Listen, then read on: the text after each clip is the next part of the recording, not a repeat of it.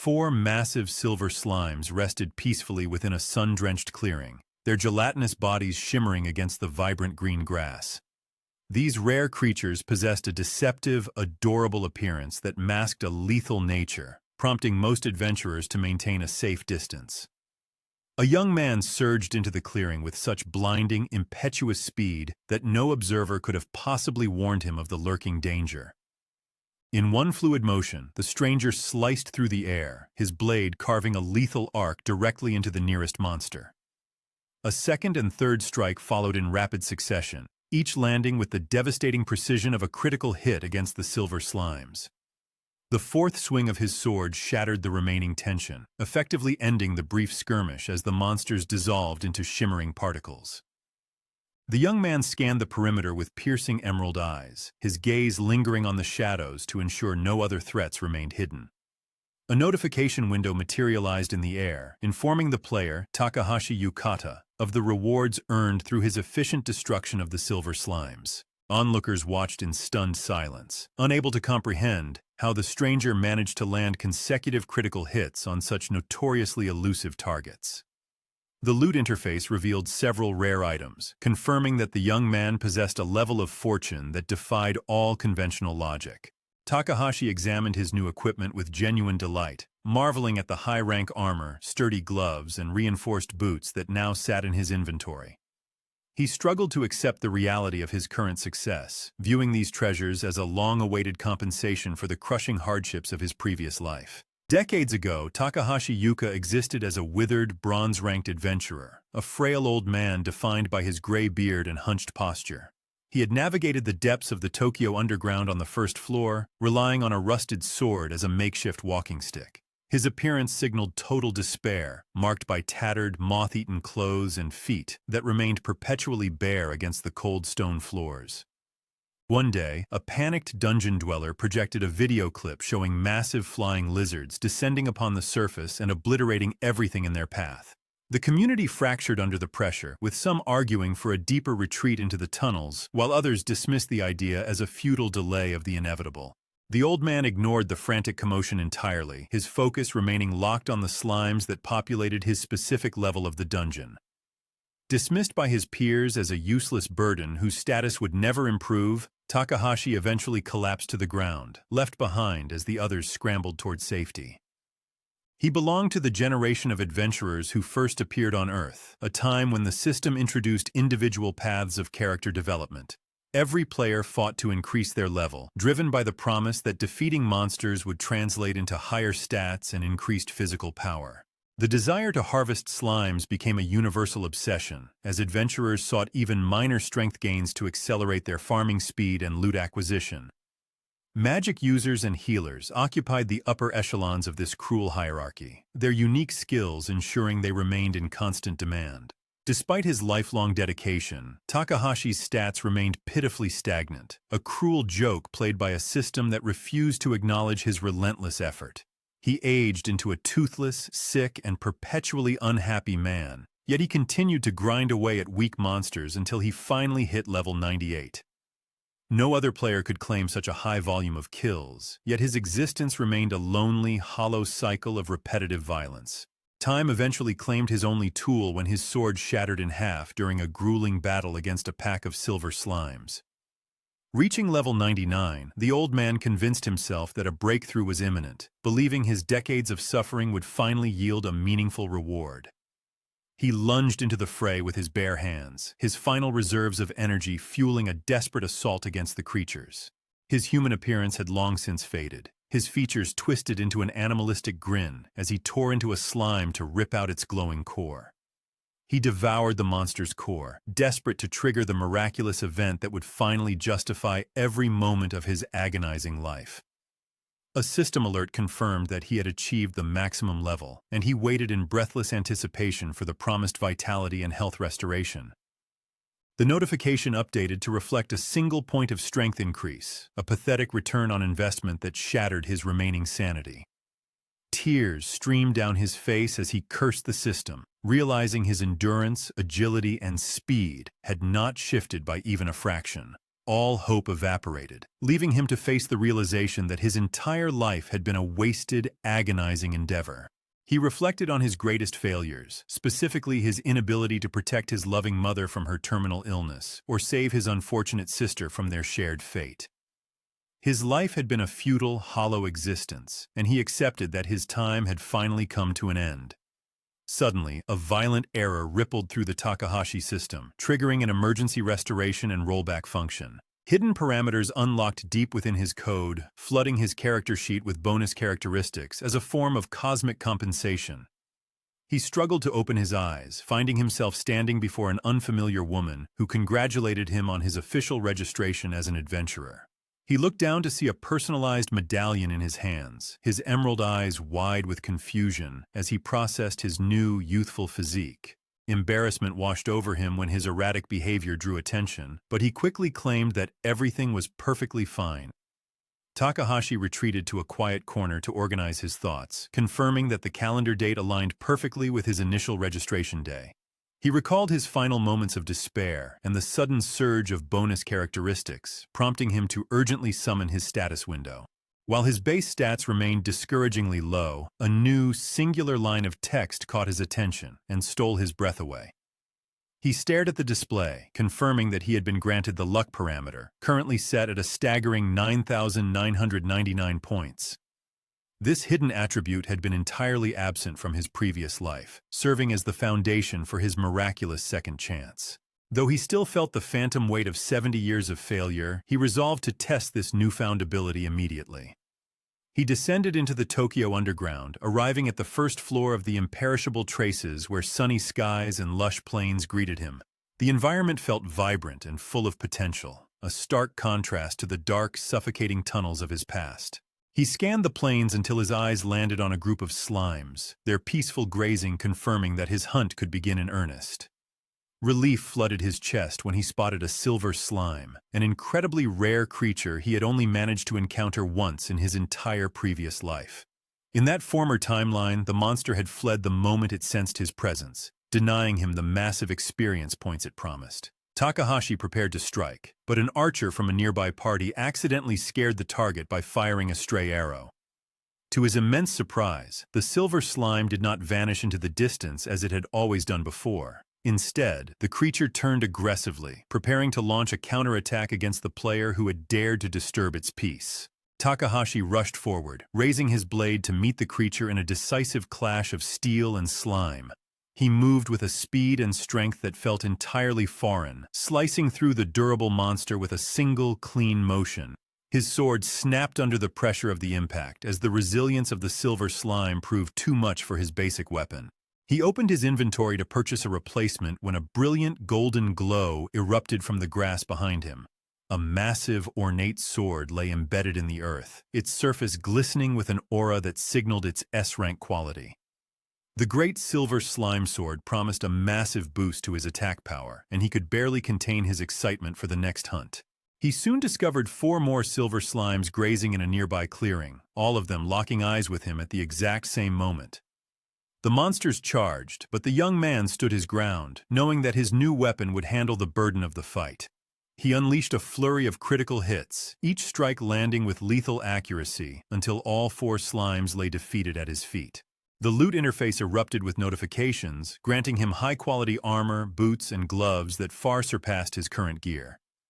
He spent the next hour in a trance of productivity, encountering a dozen silver slimes and successfully claiming a rare item from every single one. The reality of his situation finally settled in. Luck was no longer an abstract concept, but his greatest weapon.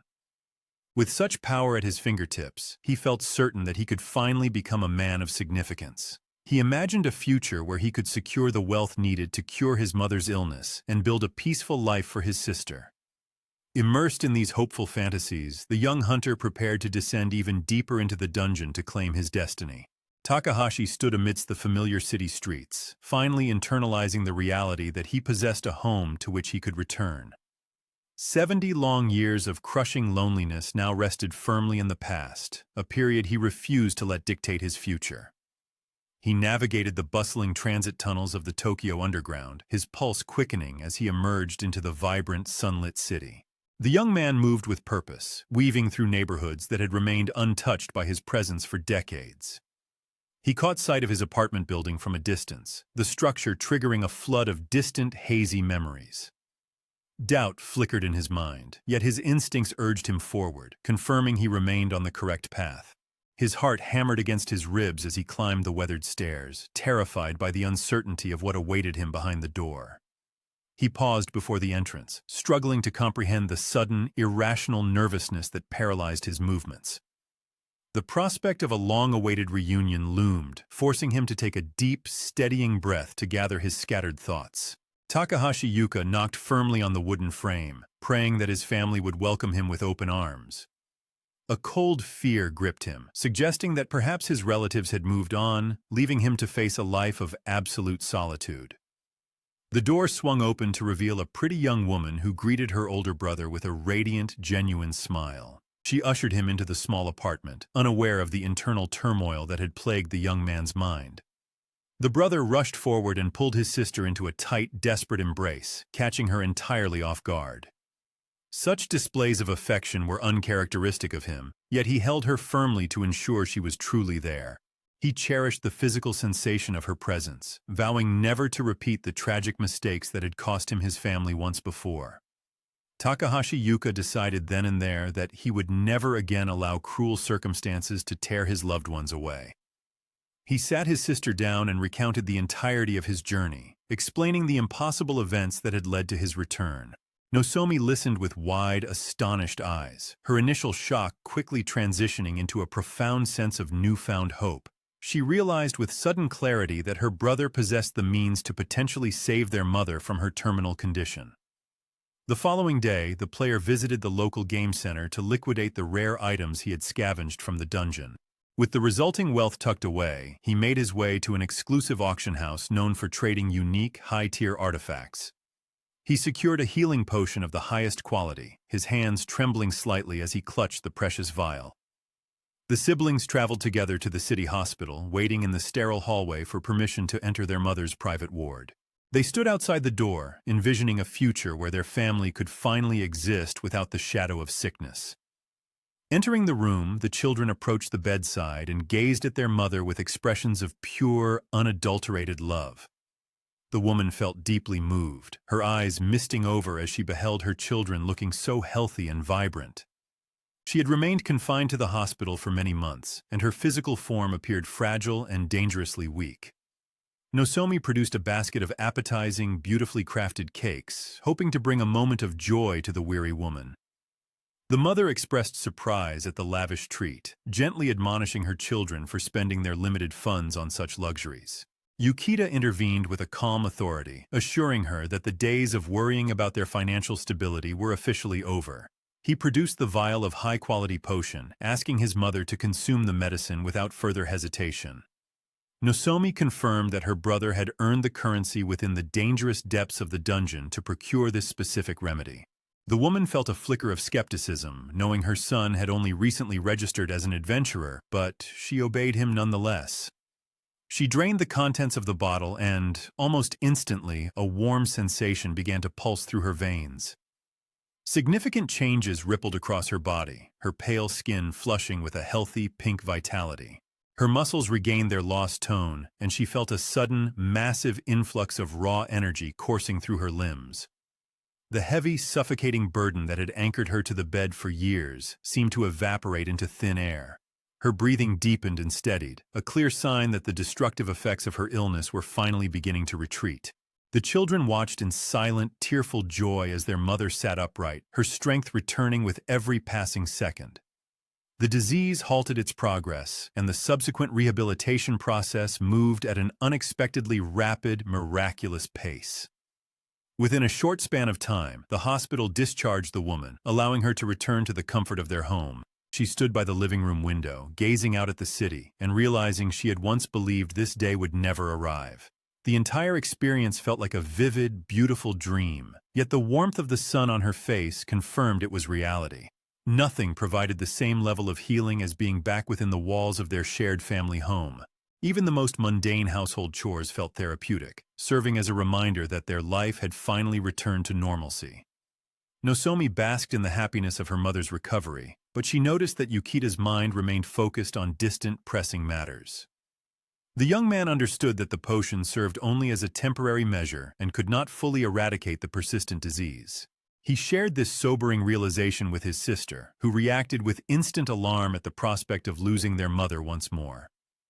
Yuka explained that a far more powerful substance was required, specifically a legendary elixir. Nozomi recalled hearing about the elixir in a television report detailing the exploits of the world's most elite adventurers. The elixir functioned as a miraculous item capable of restoring a person even when they stood on the precipice of death. It remained a unique, priceless object that could not be purchased, hidden away in dungeons deeper than the 50th floor.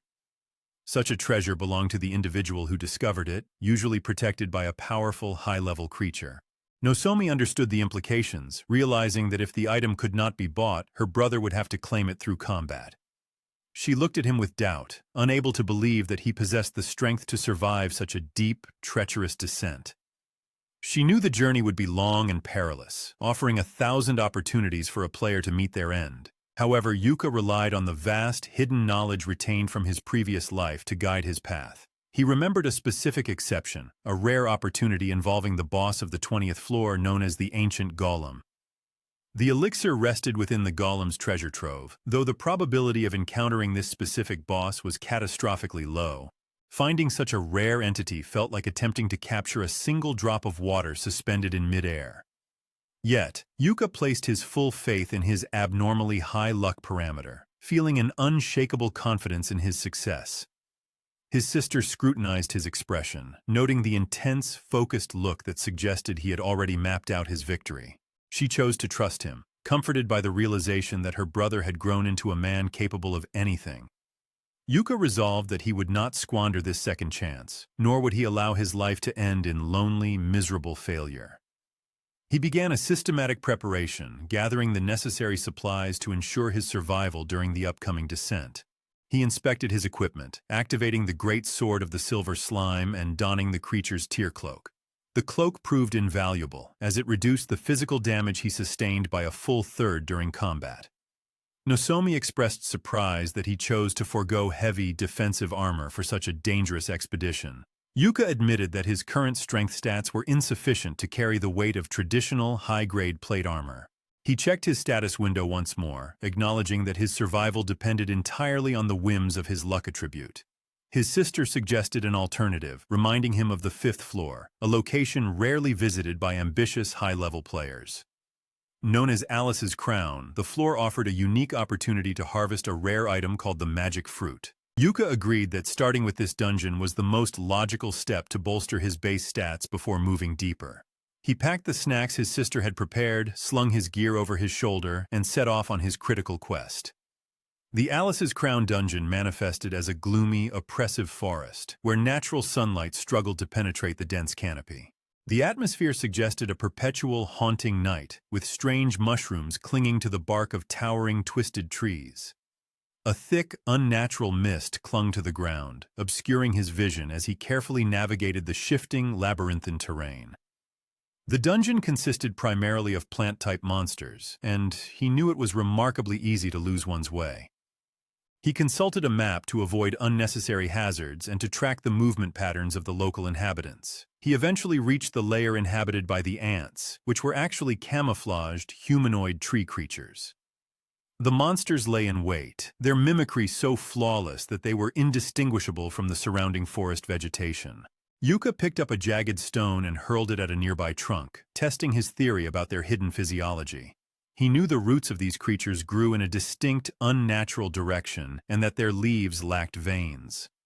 The stone struck the wood and bounced away, prompting the tree to twitch with an involuntary defensive reaction. The monster realized its cover had been blown, and it abandoned the pretense of being an inanimate plant. Bright, malevolent eyes glowed on the trunk, and the upper branches morphed into lethal paws tipped with sharp, iron-like claws. Yuka smiled, satisfied that his tactical approach had successfully exposed the hidden adversary. He lunged forward, delivering a single, decisive critical hit with his blade that severed the creature from its roots. The monster collapsed into a heap, and Yuka noted with satisfaction that his simple strategy had yielded an immediate result. As the creature faded, a glowing magic fruit materialized within his inventory, pulsing with a faint, inviting light. He consumed the fruit immediately, noticing that it possessed a strange flavor profile akin to a hybrid of pear and apple. The taste remained secondary to the internal sensation of his attributes beginning to climb in response to the intake. Even though the individual increase seemed insignificant, Yuka could clearly feel his physical strength expanding within his core. He turned his focus toward the forest, initiating a relentless hunt that alternated between combat and consumption. He fought with precision, harvesting fruit after fruit to push his stats past their initial discouraging limitations. After an hour of intense effort, he checked his status window and confirmed his attributes had reached an acceptable average combat level. He decided that further consumption would yield diminishing returns, signaling that it was time to conclude his business on this floor. He prepared to turn back toward the exit, his mind already calculating the next phase of his journey toward the 20th floor. Suddenly, an inexplicable shift in the air pressure behind him caused the hair on the back of his neck to stand up. A movement occurred in the shadows, so fluid and swift that it defied his ability to track the source. Two figures emerged from the shadows, their eyes scanning the young man with predatory intent. These strangers demanded that he surrender his hard-earned loot, clearly intending to strip him of his points. Yuka observed the lack of adventurer identification tags around their necks and realized he faced common bandits. The villains mocked him as a spoiled boy, promising to spare his life if he simply handed over his belongings. In a blur of motion, one of the thugs lunged forward to execute a high-level beasting thrust technique. This level 25 skill guaranteed a lethal, unavoidable strike that should have ended the encounter instantly. The blade bit deep, yet the silver slime tear cloak dampened the blow, absorbing a full third of the incoming force. Yuka survived the strike, his stomach spared from a gruesome, gaping wound by the sheer grace of his luck. The surviving bandit stared in frozen disbelief as his comrade, Yamada, collapsed lifeless onto the forest floor. Yuka stood his ground, calmly suggesting that the remaining criminal surrender to avoid a similar fate. The bandit refused to be intimidated, scoffing at the notion of defeat while drawing a magical item tipped with a glowing fireball. Yuka countered by pulling a strange, flowery wooden stick from his inventory, a tool that looked better suited for a spring festival. His opponent smirked at the ridiculous sight, wondering aloud if the boy truly understood the nature of his weapon. The item was a substance of absurdity, a rare and unpredictable artifact looted from a fallen ant creature. Yuka knew the odds of success were slim, as the object only manifested a useful spell 30% of the time. The mage began to channel her power, reinforcing her fireball with high-tier equipment to ensure the young man's total destruction. She launched the scorching projectile, confident that no amount of beginner's luck could shield him from such overwhelming magical force. Yuka remained perfectly still, feeling a sudden, rhythmic pulse of energy vibrating within the wooden staff. The substance of absurdity acknowledged his silent request, awakening with a surge of raw, uncontrollable arcane potential. Without a direct command, the staff cast a spell of its own, weaving threads of reality into a devastating countermeasure. The incoming fireball suddenly faltered, shuddering as the trajectory bent and reversed back toward the startled mage. A massive, high-level meteor spell materialized in the air, its sheer heat dwarfing the original attack. The bandit shrieked that it was merely an illusion, but the searing pressure of the fire proved the reality of her impending doom. She stood paralyzed as the pillar of flame consumed her, leaving only a scorched crater where she once stood. The surrounding forest lay in charred ruins, and the body of the fallen mage crumbled into a pile of ashes. Yuka sighed, feeling the wooden staff shatter in his grip from the sheer intensity of the energy it had channeled. He discarded the broken artifact, realizing that his luck had fundamentally altered his trajectory compared to his previous miserable life. The sight of two dead bandits weighed on him, prompting him to drag their bodies toward the dungeon exit. Once they crossed the threshold into the real world, the criminals miraculously stirred back to life. Yuka quickly bound their hands and feet, ensuring they could not escape before he delivered them to the local authorities. The guild and the police took custody of the criminals, noting that their illegal activities in the game carried severe real-world consequences. Yuka spent hours at the station, providing a detailed account of the ambush and his subsequent defense. Exhausted but focused, he traveled to the game center to finalize his reports and collect his earned bonuses. He offered an apology to the manager for his extended absence, citing unexpected complications during his expedition. The female manager's expression shifted instantly when she heard his name, revealing that the police had already confirmed his heroic actions. She seized a large, decorative bell and rang it throughout the center, announcing the news to every player in the vicinity. The manager declared that Yuka Takahashi had been officially promoted to the silver rank of adventurers. Yuka stood stunned, unable to believe he had earned such a prestigious title after such a short time. He considered his efforts modest, having only farmed fruit and dealt with 2 opportunistic bandits during his outing. Achieving silver rank typically required years of grueling monster combat and the accumulation of vast amounts of rare loot.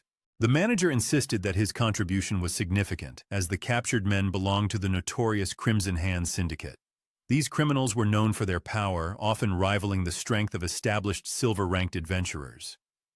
She praised his humility, noting that such a grounded attitude was exactly what the guild expected from its elite members.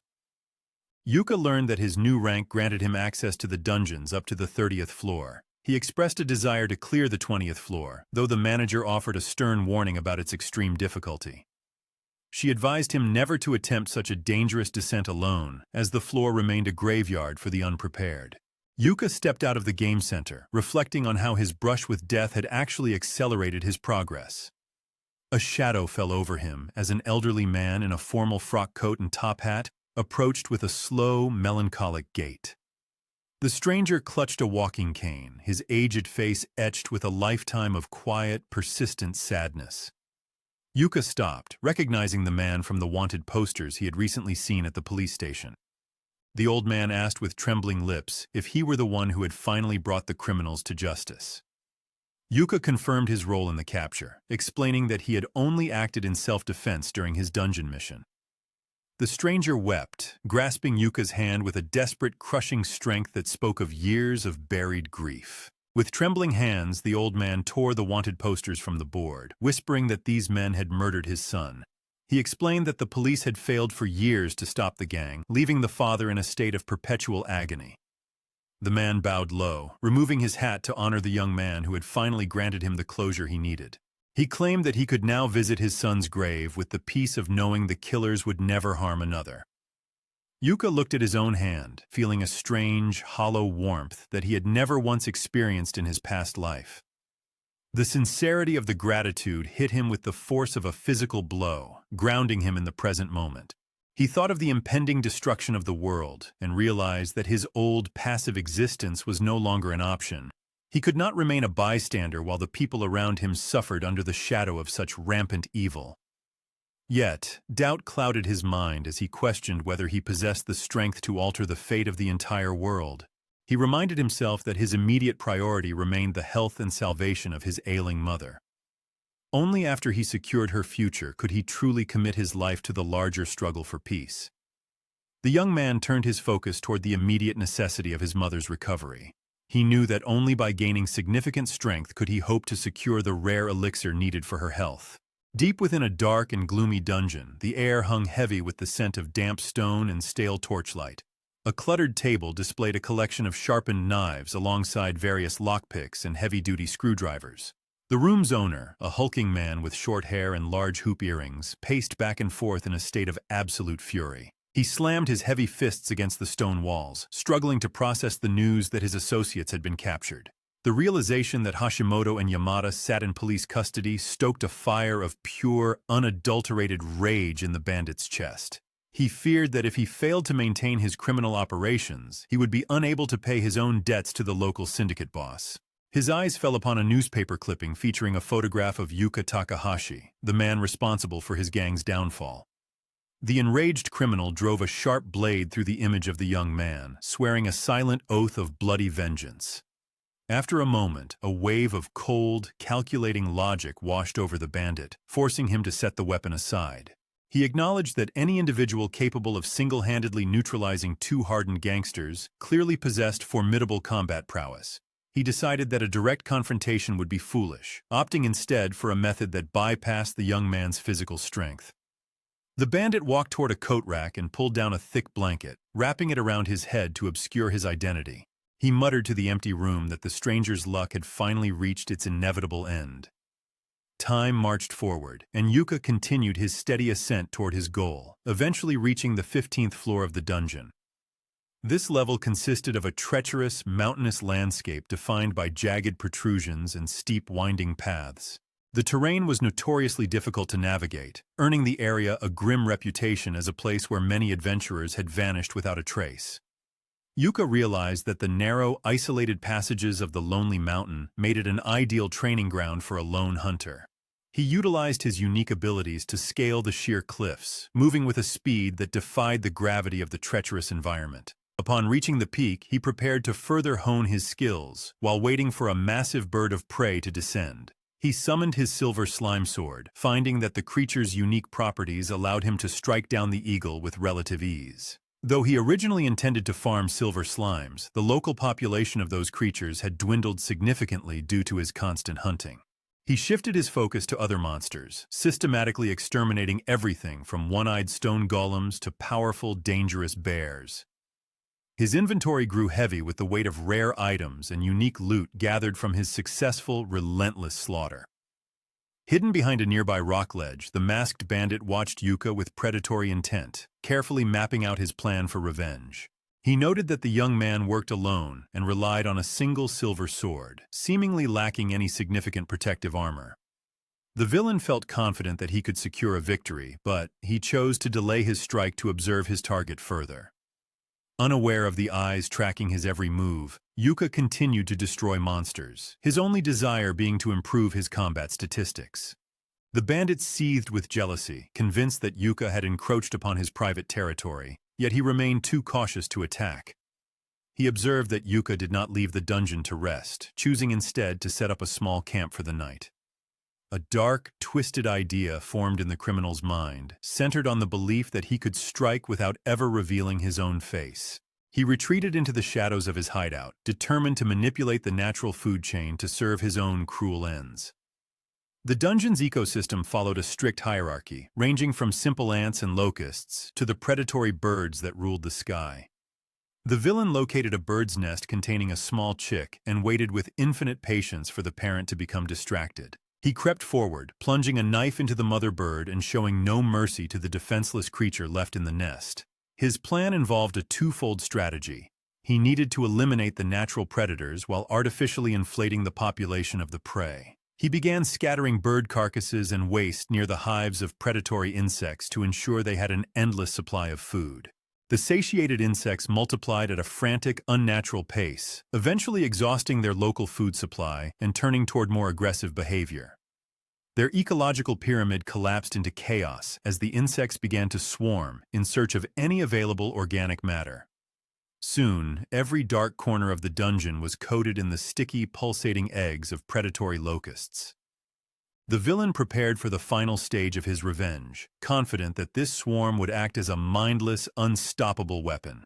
He believed the mass attack would appear as a tragic, accidental encounter with a monster nest, shielding him from any police investigation. To finalize his masterstroke, he poured a potent monster repellent onto a specific clutch of insect eggs to induce a state of pure frenzy. The enraged swarm took to the air, sensing that their habitat had become hostile, and the villain directed them toward the unsuspecting Yuka. He dreamed of the moment the insects would descend, ensuring that not even a single bone remained of the man who ruined his gang. Yuka continued his routine, oblivious to the buzzing death approaching from the horizon as he focused on his own progression. A strange, familiar vibration hummed through the air, causing Yuka to pause and scan the darkening sky above the mountain. He realized with a jolt that the horizon had turned black, obscured by a massive, swirling cloud of bloodthirsty locusts. The sheer scale of the swarm paralyzed him with a sudden, overwhelming sense of dread. He recognized these creatures as deadly cicadas, known to devour anything in their path until nothing but barren rock remained. Fighting such a vast, living tide alone was an impossibility, so he turned and sprinted toward the only sanctuary he could recall. He remembered overheard conversations from his previous life regarding a supply base hidden somewhere on the 15th floor. The players had described a secret location tucked away inside a red clay cave, though it remained absent from all official maps. Yuka pushed his body to the limit, rushing headlong toward the area where he hoped the cave would be located. He reached the edge of a deep chasm and leaped, using the back of a giant toad as a platform to vault across the gap. He landed on the other side and immediately began scanning the rock face for any signs of an artificial entrance. He noticed a section of the mountain that differed in color from the surrounding stone and realized he had found his target. He shouted into the void, hoping for a response, but the growing roar of the insect swarm drowned out his desperate plea. He drew his silver sword and struck the discolored rock with all his might, hoping to carve a path before the cicadas arrived. The weakened ground gave way under the force of his blows, revealing a hidden hollow that had been artificially sealed. A gruesome sight greeted him as he stepped into the gloom, revealing a series of figures bound and gagged on the floor. He could not immediately discern if the victims were dead or alive, but the sight chilled him to the core. He had expected to find a stockpile of supplies, but instead, he had stumbled upon a clandestine holding pen for human captives. The helpless people stared at him with wide, terrified eyes, their bodies trembling from days of confinement and deprivation. He moved with lightning speed, using his blade to sever the ropes that held the prisoners in place. The captives gasped as their gags were removed, their expressions shifting from pure terror to overwhelming relief. Yuka demanded to know what had occurred, and the survivors explained that they had been ambushed and knocked unconscious by a masked attacker. The realization hit him that he had uncovered a slave trade operation, a dark secret that the bandits had hidden deep within the mountain. He understood that the perpetrator had likely intended for these people to be sold, treating human lives as mere commodities. The buzz of the approaching swarm grew louder, shaking the very foundations of the cave as the insects neared their position. Yuka stood at the threshold, realizing that his search for supplies had led him straight into the center of a criminal conspiracy. He knew that if he did not act quickly, the swarm would finish the work that the kidnappers had started. He turned to the shivering victims, his expression hardening as he prepared to defend them against the impending tide of monsters. The villain's perfect plan had inadvertently forced Yuka into a position where he had to become a hero, whether he desired it or not. The young man stood before the shivering captives and explained that a massive cloud of poisonous cicadas was descending upon their location. The survivors stared at him in disbelief, paralyzed by the sheer scale of the threat and the hopelessness of their situation. He commanded them to pull themselves together, insisting that their only chance for survival lay in immediate, coordinated action. The buzzing roar grew louder, signaling that the hungry swarm was closing the distance and would soon overwhelm the mountain. The trapped people felt a cold wave of dread, noting that they were unarmed, half-naked, and lacked any form of defensive gear. A woman among the group offered to share her limited knowledge of the storage area, but she lamented that nothing useful remained inside. The young hunter ignored her concern and reached into his vast inventory, pulling out an endless stream of rare, high-quality equipment. He dumped piles of weapons, armor, and protective gear onto the floor, inviting the stunned prisoners to take whatever they needed. The rescued captives gaped at the glittering array of legendary items, unable to comprehend how one man could possess such an immense fortune. They hesitated for a moment, still questioning the identity of their mysterious savior, but the encroaching sound of the swarm forced them to act. The survivors rushed forward, frantically equipping themselves with the superior armor and weapons he had so generously provided. In exchange for these life-saving tools, the young man asked only for their absolute obedience during the coming battle. The group agreed without hesitation, feeling a deep sense of gratitude and admiration for the stranger who had offered them a second chance at life. He felt a strange, unfamiliar warmth in his chest, an emotion he had never experienced during his lonely years in his previous life. He pushed these sentimental thoughts aside, forcing himself to focus on the tactical layout of the cave entrance. He directed the group to form a defensive line at the narrowest point of the passage to funnel the monsters into a single, manageable stream. The humans established a rotation, allowing them to strike at the swarm while resting their limbs to prevent premature exhaustion. The battle ignited as the first wave of cicadas poured into the cave, met immediately by a storm of steel and magical energy. The insects swarmed over the rock face in a writhing black carpet, their hunger so intense that they began devouring their own fallen kin. Despite the carnage, the sheer volume of the swarm remained constant, and the people began to realize that their efforts might be futile. The cave ceiling groaned under the pressure of the insects, sending showers of dust and stone raining down upon the defenders. The young man ordered an immediate retreat, commanding the group to maintain their formation even as the ground beneath them began to disintegrate. They scrambled deeper into the dark tunnel, narrowly avoiding a massive collapse that buried the entrance under tons of shifting earth. The swarm, driven by an insatiable, mindless hunger, continued to tunnel through the debris in pursuit of the retreating humans. The group realized they had stumbled into an unfinished, unstable mine filled with abandoned tools and rusted equipment. Among the debris, they discovered crates of forgotten dynamite, likely left behind by the bandits who had once sought to expand the tunnels. The young man saw a desperate solution in the explosives. Though he knew the risk of using them in such a confined space was extreme, he ordered the survivors to gather every stick of dynamite they could find, planning to turn the mine itself into a final trap. The captives were physically shattered after hours of desperate combat, yet they obeyed his orders with unwavering trust. He instructed them to hand over all the explosives, intending to trigger a collapse that would bury the entire swarm. He knew the cicadas were attracted to the most potent threat, meaning the one who dealt the most damage would become their primary target. He accepted that he would have to bait the creatures himself, drawing them into the heart of the blast zone while the others escaped. A massive hole opened in the ceiling, signaling that the swarm had breached the final barrier and was moments away from slaughter. He ordered the survivors to run toward the exit, ignoring their protests and their shock at his apparent suicide mission. They scrambled toward the light, leaving the young man alone in the crumbling dark to face the sea of gnashing, razor-sharp mandibles. He stood his ground as the swarm descended, clutching the explosive charges and preparing to make his final, desperate gambit. He possessed no formal skill for detonation, but he relied on his legendary luck, trusting the system to intervene in the critical moment. The system responded to his desperate intent, and the charges ignited with a blinding, deafening roar that echoed through the depths of the mountain. The explosion shattered the rock, turning the ceiling into a rain of lethal projectiles that obliterated the leading edge of the swarm. The shockwave slammed into the young man, but he activated his movement skill, pushing off the collapsing walls to vault away from the fire. He landed amidst the smoke, his silver slime sword gripped tightly in both hands as he prepared to finish the remaining threats. He unleashed a powerful strike, his blade cutting through the air with lethal precision as he systematically dismantled the survivors of the blast. Only one massive cicada remained, its hunger undiminished even as it charged toward the young man with reckless, mindless aggression.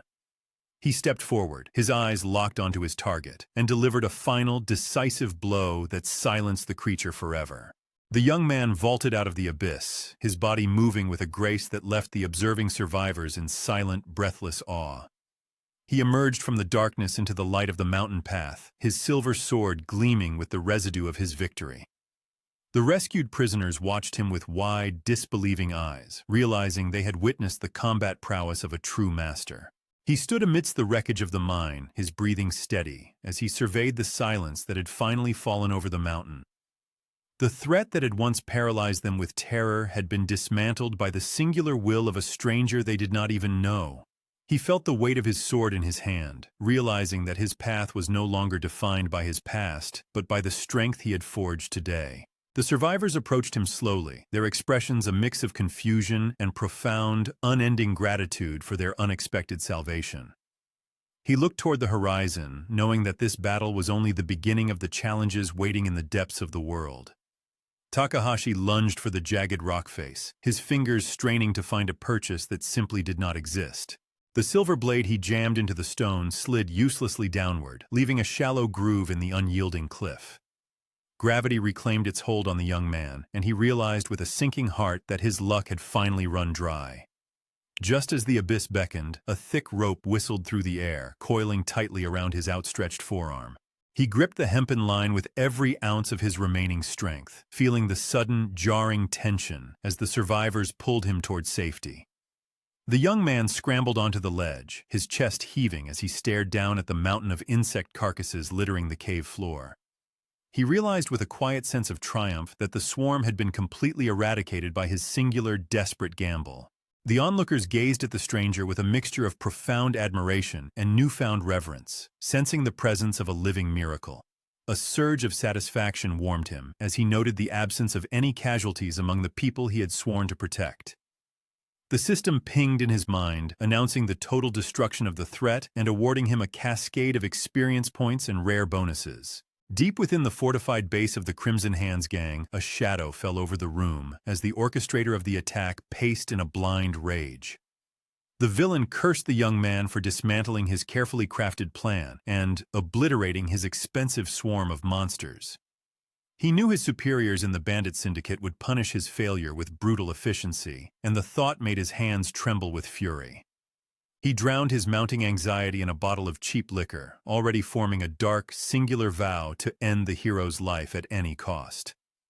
Back at the gaming center, the young man emerged from the basement to find the atmosphere of the city transformed by his reputation.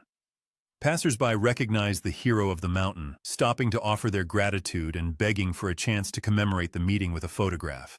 The public soon crowned him with the moniker of the Mountain Crusher, a title that followed him through the bustling, neon-lit streets. Various influential guilds sent emissaries to recruit him, promising him wealth and security in exchange for his legendary combat prowess. The young man rejected every offer, fearing that the chaotic distribution of loot in a group would jeopardize his search for the life-saving elixir. He remembered the lessons of his previous life, where he learned that relying on others often meant settling for the scraps left behind by the luckier party members. He walked home alone, his mind focused entirely on the path ahead and the singular goal that drove him to risk everything. Inside his modest home, the smell of a home-cooked meal greeted him as his mother and sister waited with eager, smiling faces. The family gathered around the table to celebrate his survival, their simple joy providing a stark contrast to the violence he had just endured. His sister Nomi watched him with wide, admiring eyes, her voice filled with pride as she noted his rapid climb to level 20. Their mother sat silently, her brow furrowed with a deep-seated anxiety born from the rumors of how lethal the higher-level dungeons had become. She cautioned him that only a tiny fraction of players survived the trials of the 20th level, and she feared for his safety. The young man offered a gentle smile to his beloved family, insisting that his strength was growing and that they had every reason to trust in his survival. His mother hung a clipping of a newspaper article detailing his heroic rescue in his room, though she pleaded with him to value his own life above the needs of strangers. He suppressed the urge to tell her that he could not bear the thought of burying her again, a memory that still haunted his every waking hour. He knew that only the elixir could rewrite his tragic history, and he accepted that his stubbornness was the only tool he possessed to change fate. The next morning, he stood before the heavy, reinforced gates of the Tokyo dungeon known as the Great Wall. The structure defied the laws of physics, its interior a labyrinth of concrete corridors inhabited by massive, stone-skinned monstrosities. These inorganic beasts were cold, unfeeling machines of death, but they fell easily beneath the edge of his silver slime sword. He navigated the corridors with rhythmic precision, realizing that every monster in the dungeon followed a predictable, mechanical pattern. He pressed deeper into the stone bowels of the complex, his confidence growing with every level he gained and every trap he dismantled. Suddenly, the floor trembled as a massive, pyramid-shaped creature carved from colossal blocks of granite barred his path. The golem swung a fist the size of a boulder, shattering the concrete floor and sending clouds of dust billowing into the air. The young man observed the creature's slow, rhythmic wind-up, realizing that its power was mitigated by its lack of tactical versatility. He danced around the massive limbs, carving a path through the monster's armor until he exposed the glowing core hidden within its chest. With a single, decisive thrust, he shattered the core, leaving the lifeless husk of the golem to crumble into a pile of useless rubble. He reached the final hall of the dungeon, where ancient, glowing pentagrams were etched into the floor in a language long forgotten by men. The heavy metallic doors slammed shut behind him, sealing him inside a chamber that hummed with a dark, suffocating energy. In the center of the room, a colossal, ancient golem stirred, its eyes igniting with a malevolent, artificial fire. The boss filled the entire hall, its movements slow but capable of leveling the entire room with a single, earth-shaking strike. The young man focused on the monster's chest, spotting a core of vibrant lilac pink that pulsed with raw, concentrated power. He prepared to strike, but a sudden, sharp whistling sound forced him to deflect a hidden blade with his silver sword. He realized with a jolt that he was not alone, sensing the presence of an invisible high-level player lurking in the shadows of the hall. The bandit from the Crimson Hands gang stepped into view, his face twisted into a sneer of professional, cold-blooded malice. The thief had followed him all the way from the surface, waiting for the precise moment when the young man was occupied with the dungeon boss. The bandit had used his stealth skills to slip past the monsters, intending to turn the boss encounter into a lethal trap for his target. He threw several magical canisters that erupted into sticky, restrictive nets, hoping to pin the young man in the path of the golem's fist. The young man dodged the debris with fluid grace, his eyes darting across the room to track the movements of his hidden assailant. The thief was a master of his craft, using an invisibility cloak to vanish and reappear at will, constantly keeping the pressure high. He coated his daggers in a lethal paralytic poison, hoping to turn the young man's blood into lead before the golem could finish the job. The young man deflected the poisoned blades with effortless speed, his reflexes honed by a lifetime of fighting for his survival. The bandit grew increasingly frustrated, realizing that his target possessed a combat awareness that far exceeded his own. He stretched a web of electrified barbed wire across the hall, creating a deadly obstacle course that forced the hero to fight on two fronts. The young man ignored the pain of the wire snagging his clothes, his gaze locked onto the lilac core of the ancient golem. He knew that if he could shatter the core while dodging the thief's hidden strikes, he would emerge from this trap stronger than ever. He launched himself into the air, the silver slime sword glowing with a faint, ambient light as he prepared to deliver the final blow. The bandit watched in mounting horror as the hero turned his attention away from the traps and toward the massive, incoming fist of the boss. The young man channeled his intent into the blade, trusting his legendary luck to guide his strike true amidst the chaos of the hall. The air grew heavy with the smell of ozone and stone dust as the two combatants prepared for the final, violent collision. The young hunter dodged through the stone columns, his eyes scanning for the invisible threats hidden within the shadows of the hall. He felt the frustration of the unseen bandit, whose sophisticated traps were designed to turn the dungeon's golems into the hunter's executioners. The thief watched from his concealment, convinced that he could witness the boy's demise without ever needing to expose himself to danger. Takahashi struggled to maintain his footing, forced to navigate a gauntlet of lethal obstacles while parrying the relentless assault of two massive stone constructs. He repelled a crushing blow from a granite fist and turned his gaze toward the empty air where he sensed his attacker lurking. The hunter demanded to know how long the coward intended to hide, his voice echoing against the cold, unfeeling walls of the chamber. The thief remained speechless, baffled by the boy's uncanny ability to pinpoint his exact location despite his advanced stealth techniques. Takahashi spotted a discarded knife near his feet and hurled it with blinding speed toward the source of the hidden presence. The bandit barely managed to dodge his own weapon, his composure shattered as he demanded an explanation for such precise detection. The hunter claimed he relied on his hunting instincts, a dismissive answer that only fueled the thief's growing agitation. The criminal scoffed, knowing full well that hunting instinct was a bottom-tier skill incapable of revealing a high-ranking professional in full camouflage. Takahashi admitted that he had lied, but he insisted that the technicalities of his methods no longer mattered. He challenged the bandit to a direct confrontation, forcing the thief to abandon his plan of waiting for the golems to finish the job. The thief realized his safety had evaporated and decided that a swift, lethal strike was his only remaining option to end the engagement. The two rivals clashed in a flurry of movement, their blades ringing out as they traded blows in the center of the dark hall. Neither combatant yielded an inch, each strike calculated to exploit the smallest opening in their opponent's defense. The hunter managed to throw the bandit aside with a burst of raw, desperate strength, his confidence rising with every successful exchange. He continued to taunt the thief, goading him into making a mistake that would expose his weaknesses. The villain's nerves finally frayed under the constant barrage of insults, and he demanded to know the secret behind the hunter's perception. Takahashi had actually activated a warrior's intuition skill, a rare ability that allowed him to sense danger despite its notoriously low activation rate. He leaned heavily on his legendary luck, which fed him a constant stream of data regarding the number and position of his hidden enemies.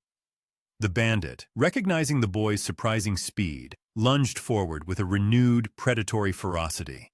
The thief possessed a level of agility that far outclassed the hunter, using his experience from a career of high-stakes larceny to dominate the rhythm of the fight.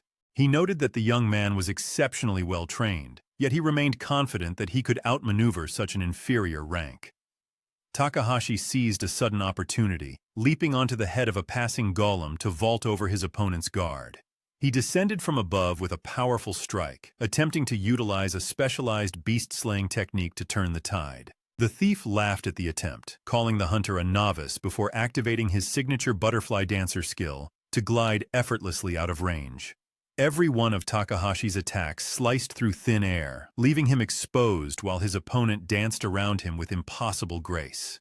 The bandit delivered a sharp, stinging blow to the hunter's thigh, watching with satisfaction as a crimson wound bloomed across the fabric of his trousers. The thief felt certain that a hunter of such limited speed would never be able to land a killing blow on a master of evasion.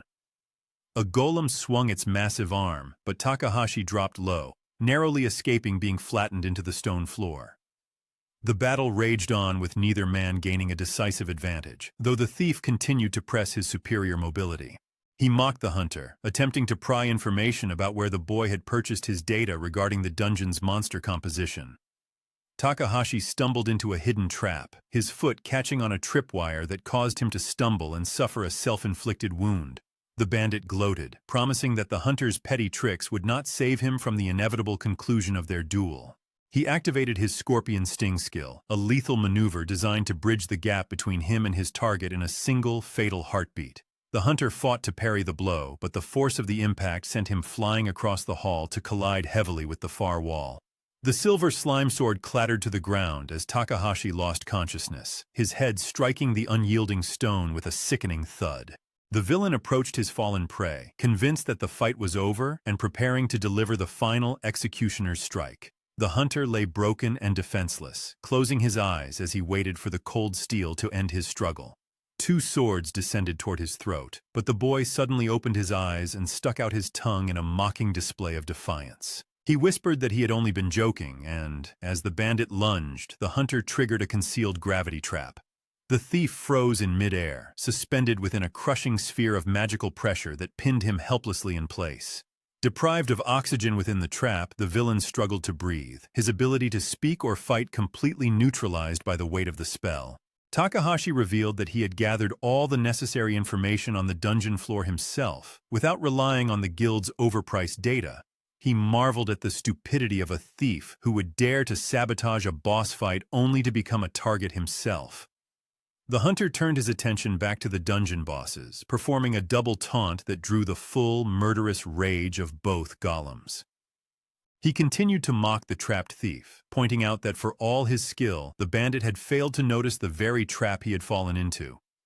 The golems ignored the hunter and focused their massive stone fists on the helpless figure suspended in the gravity field. One golem crushed the bandit against the floor, pinning him beneath a weight that shattered his bones and silenced his screams. When the gravity trap finally dissipated, the second golem grabbed the broken thief and hurled him against the wall with enough force to end his life. The bandit collapsed into a pool of his own blood, still whispering in disbelief about how the hunter had managed to outsmart him. Takahashi advised the dying man to remain still, promising that if he survived until the boss was defeated, he would be handed over to the authorities for treatment. Leaving the broken enemy behind, the hunter walked toward the golems to secure the materials needed for the life-saving elixir. The villain, driven by a final, flickering spark of pure hatred, reached into his hidden stash to retrieve a cache of high-grade dynamite.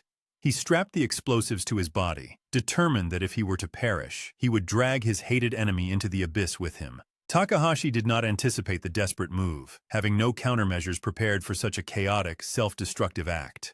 The explosion rocked the entire dungeon, filling the chamber with blinding flame and the deafening roar of collapsing stone. A massive crater formed where the bandit had lain, and the structural integrity of the hall failed, sending the ceiling crashing down in a storm of debris. The hunter was thrown into the suffocating darkness, his body tumbling through the broken architecture toward an uncertain fate. He accepted that he had failed to change his destiny, his consciousness fading as the rubble continued to bury the hall. The landing was brutal as he slammed into a lower stone floor with enough force to rattle his very soul. pain flooded his senses, a sharp, searing reminder that he still clung to the thin thread of life. He looked up through the jagged hole in the ceiling, realizing that the blast had dropped him into a hidden level far beneath the original dungeon. His legs were broken and his body felt as though it had been crushed, making it impossible for him to stand. The two golems from above jumped down after him, landing with heavy, rhythmic thuds that vibrated through the floorboards. Surrounded and crippled, the hunter felt the shadow of death loom over him once again. He spotted a glowing chest near the far wall, a treasure that emitted a soft, magical light amidst the ruins. He did not know if the contents would provide a weapon or a miracle, but he knew it was his only chance to survive the golems. The room was cramped, leaving him little space to maneuver, and one of the golems blocked the path to the chest with its massive frame. He recognized that a fair fight was impossible given his injuries and the overwhelming strength of the two bosses.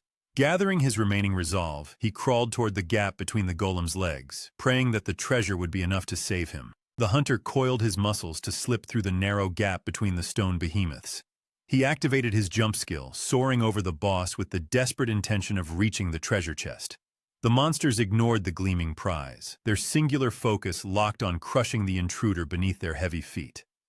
The golems launched a synchronized assault before the young man could even touch the ground. He lacked the time to regroup, and a massive golem fist caught him mid-air, slamming his broken body against the unyielding dungeon wall. New waves of agony washed over him, but he felt his spine hold steady, signaling that he still possessed the capacity to fight. The golems sensed their imminent victory and rained down another devastating blow upon his battered frame. A terrible shriek tore from Takahashi's throat as he poured every ounce of his hatred and despair into the sound. His legs remained a mangled mess, shattered in multiple places as a growing pool of blood stained the cold floor. He could have surrendered to the encroaching darkness, but his hands remained fixed on the singular goal of his dreams. Nausea rolled through him, yet he refused to let the crushing weight of his injuries dictate his failure. He began to drag his body across the stone, pulling himself forward on his elbows toward the distant chest. The golems pursued him with relentless intent, their stone limbs descending to finish the hunt. Another blow connected, piercing his body with a fresh spike of blinding, white-hot pain. He compared this suffering to the hollow despair of his past life, where he had drifted through existence without purpose. That outcome felt unacceptable now, and he gritted his teeth against the agony to crawl a few inches closer. No amount of physical torture could break the spirit of a young man who had already survived the worst of his own history. His trembling fingers finally brushed against the cold, ornate surface of the treasure chest. He threw the lid open, revealing a bracelet that pulsed with a soft, ethereal, magical light. It promised to make his struggle easier, and he claimed the item, whispering that it was his to keep. He locked the accessory onto his wrist, knowing that death was an indulgence he could not afford today. The bracelet of changeability stood as a rare artifact, capable of displacing its owner to any coordinate within his sight. He accessed his system profile and attempted to channel his mana into the device. The golem loomed over him, its stone fist raised to shatter his bones and extinguish his remaining life. A system notification flashed before his eyes, warning him that the artifact was incompatible with his current class. The probability of a successful activation hovered near zero, a negligible chance that favored only the most desperate. He clung to the hope that his signature luck would manifest once again, to defy the cold logic of the system. One of the golems smashed the empty treasure chest into dust, its rage fueling a final, lethal strike. The system finally confirmed the activation, and Takahashi programmed his destination while swinging his silver slime sword. He understood that victory was the only path, as the lives of his mother and sister depended on his survival. The second golem observed the defiance and launched a massive sword strike to intercept his movement. The young man struggled to maintain his focus, managing to land a shallow cut on one of his massive foes. He lacked the remaining health to trade blows, but the choice had been stripped away by the closing distance. He triggered the bracelet again, hoping to turn the tide of this lopsided encounter in his favor. The teleportation worked perfectly, and he landed directly upon the stone body of the first golem. The monster's glowing core sat beneath his feet, a vulnerable weak point that offered a sliver of hope. Distracted by the first target, he failed to notice the second golem swinging its arm from his blind side. The bracelet hummed with energy, displacing him to a new position just as the heavy fist crunched into the empty air. He danced around the core, thrusting his silver slime sword into the narrow gaps between the stone bars. He plunged the blade into the monster repeatedly, determined to carve his way to a win. Each activation of the teleportation device allowed him to maintain an advantageous position despite his exhaustion. The golems tracked his movements with glowing eyes, unable to pin down the elusive target. For one fleeting moment, he hung suspended in the air between the two giants, realizing the near impossibility of the fight. He decided to abandon the search for an external miracle and instead focused on the monotonous, rhythmic repetition of his attacks. The monsters stood ready to crush him, observing their prey as he moved solely through the magic of the bracelet. He held fast to his philosophy of doing what was possible, activating his movement once more to evade a crushing blow. The golem struck the spot where he had stood a second before, its fist cracking the stone floor. Takahashi activated his beast-like speed, rushing into a flurry of attacks to land a critical strike on the stone joints. A storm of sword slashes followed. He was not winning in the traditional sense, but he was slowly advancing toward a narrow margin of victory. He delivered a final, calculated series of strikes that shattered the stone villains into piles of rubble. His strength finally evaporated, and he could no longer hold his sword as he collapsed face-first onto the floor. The bracelet issued a final warning, signaling that its usage limit had been reached. He fell onto his back, staring up at the dungeon ceiling while surrounded by the fine dust of the destroyed golems. He lay completely exhausted, his broken legs and open wounds leaking blood onto the debris. A system notification chimed, informing him that the two ancient bosses were defeated and a legendary reward was ready. To his shock, two distinct items appeared, exceeding even his wildest dreams for a dungeon of this level. Bottles containing a powerful elixir manifested before him, providing the salvation he desperately needed. He moved to consume the liquid immediately, knowing he would never exit the dungeon without its restorative power. As the potion slid down his throat, a surge of life energy rushed through his veins, bathing him in a warm, healing light. The wounds across his body closed, and the shattered bones began to knit back together with supernatural speed. He drifted into a restorative sleep, waking later to find his strength fully returned and his pain replaced by vitality. The medicine had functioned perfectly, and he clutched the remaining elixir, knowing it was the key to his mother's recovery. He stood up, feeling the weight of the dungeon floor beneath his feet, as he prepared to return to the surface. He searched for the criminal who had sabotaged him, but the man had long since fled the scene. Only a discarded cloak remained, stained with blood and pulsing with faint invisibility magic. He deemed the item useful and secured it, deciding that a hunter should never ignore a valuable tool. He exited the dungeon and headed directly for the guild to report the breach and the criminal's identity. The employee at the counter paled at the sight of the blood-stained cloak and immediately summoned her superior. The guild manager listened to the tale and insisted that the incident required a broad media presence. He asked the young man to remain for an interview, but Takahashi had more pressing priorities. His mother's health outweighed the allure of fame, and he politely declined the request for a later date. He turned toward home, feeling the familiar rhythm of the city streets beneath his boots.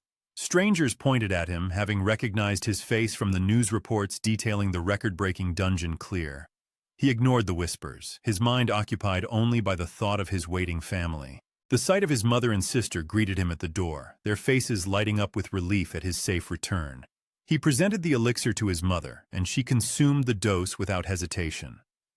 The family traveled to the clinic, where the attending physician conducted a battery of tests to verify the recovery. The results confirmed a total reversal of her condition. The doctor marveled at the impossible efficacy of the elixir, noting that the medical outcome was nothing short of a miracle. His mother looked at him with profound gratitude, finally understanding the depth of the sacrifice her son had made. Takahashi stood in the quiet clinic, realizing that the long journey to save his family had finally reached its end. He thanked his mother for her unwavering belief in him, feeling the heavy burden of the past lift from his shoulders. The young man finally expressed his deepest feelings to his mother, fulfilling a promise he had failed to keep in his previous life. He remembered the bitter regret of his past existence. The raw sincerity of this reunion touched everyone in the room, leaving the observers visibly moved by the display of love. Even the cheerful sister found herself unable to suppress her emotions, as tears tracked down her face at the weight of the moment. She playfully teased her brother, suggesting he wait until the protagonist agreed with her assessment, and the siblings continued their quiet conversation within the sterile walls of the doctor's office. A dark shadow suddenly flickered against the window pane, unnoticed by the family members absorbed in their newfound peace. An unfamiliar knight stood outside the glass, his blonde hair catching the light as he eavesdropped on the intimate family exchange. The stranger felt a surge of indignation, his conscience pricked by the thought of condemning such pure-hearted people to an untimely end. He reasoned that even the sanctuary of a hospital offered no true protection against the cold mechanics of fate. The knight observed the sister with a detached gaze. He raised a fist above the girl's head, preparing to strike with a lethal force that she remained blissfully unaware of. The young man's sister did not turn around, completely oblivious to the lethal presence manifesting just inches behind her. Just as the knight began his downward strike, a flash of silver intercepted his movement with lethal precision. The boy had summoned his silver slime sword, the liquid metal hardening into a barrier that blocked the assassin's hand. Rage boiled over in the protagonist's chest as he hurled insults at the intruder, demanding an explanation for the unprovoked attack. The blonde knight paused, genuinely surprised. He showed no urgency to answer the boy's demands, his curiosity piqued by the mysterious nature of his intended target's awareness. The protagonist squinted through the tension, recognizing the face of the stranger from the legendary records of the world. Standing before him was the man known as the hero, the top-ranked adventurer who stood at the pinnacle of human capability. This legendary figure was celebrated as the savior of humanity, a warrior whose strength allowed him to conquer any monster. The blonde knight confirmed the boy's suspicion, acknowledging that his eyes had not deceived him and that he was indeed the hero. The man identified himself as Uyama Kosumarita, the #1 adventurer whose name was synonymous with absolute power. The protagonist felt a wave of outrage, unable to comprehend why such a celebrated protector would target an innocent girl. The hero dismissed the question with a cold demeanor, noting that he had his own inquiries for the boy regarding their current state. They had drifted into a realm of oblivion, a space where ordinary people could neither see nor feel the presence of others. Only those who had tasted the finality of death and been granted a second chance could traverse this void.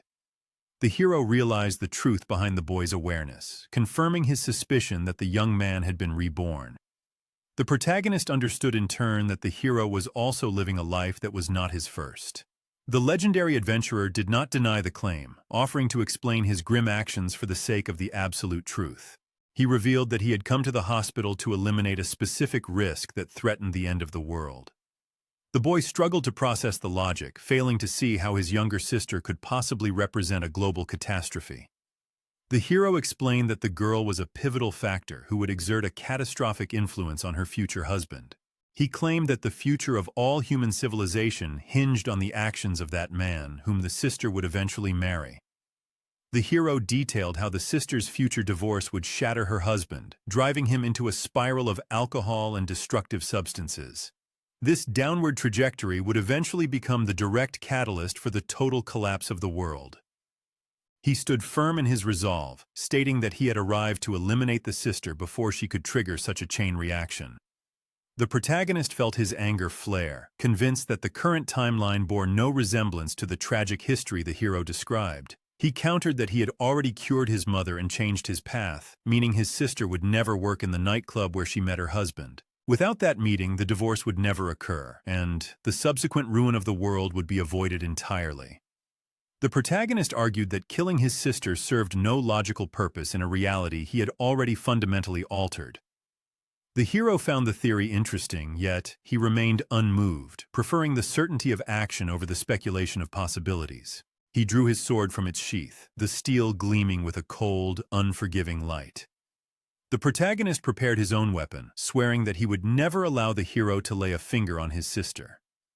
The hero showed little concern for the boy's defiance, maintaining that one life sacrificed for the sake of global peace was a necessary trade.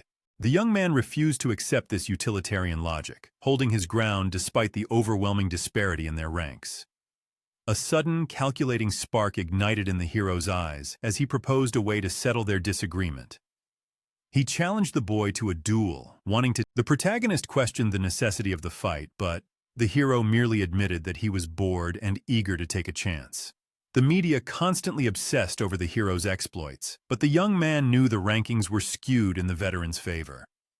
He recognized the condescension in the hero's posture, a natural reaction from a man who stood at the peak of the adventurer hierarchy. The hero boasted of his maximum performance scores, citing them as proof that strength was the only language the world understood. He declared that without sufficient power, the boy was incapable of protecting anything, whether it be the world or his own family. The hero presented a brutal ultimatum. Either the choice was a hollow one, as the protagonist realized that running away would only lead to a relentless worldwide hunt. He knew he could not protect his sister forever, and so he accepted the hero's challenge to a fight. The hero acknowledged the boy's spirit. He warned the protagonist not to worry about being beaten to death, as the duel was intended to be a test of endurance. The space of oblivion they occupied was unstable, limited to a duration of only 10 minutes. The boy merely had to survive for that time to be declared the winner of the confrontation. The hero decided the hospital was an unsuitable venue for such a display, and leaped backward out of the window. The protagonist glanced at his sister one last time, his heart hardening with resolve, before he followed the hero into the void. The courtyard between the hospital buildings offered an empty, secluded stage for their impending clash. The boy announced his hope for a fair and respectful battle, refusing to accept any form of leniency from his opponent. The hero laughed at the request, finding it amusing that a weak newcomer would demand a fair fight against the strongest player on Earth. He decided to display his superiority immediately, summoning all his abilities until multicolored pentagrams pulsed around his body.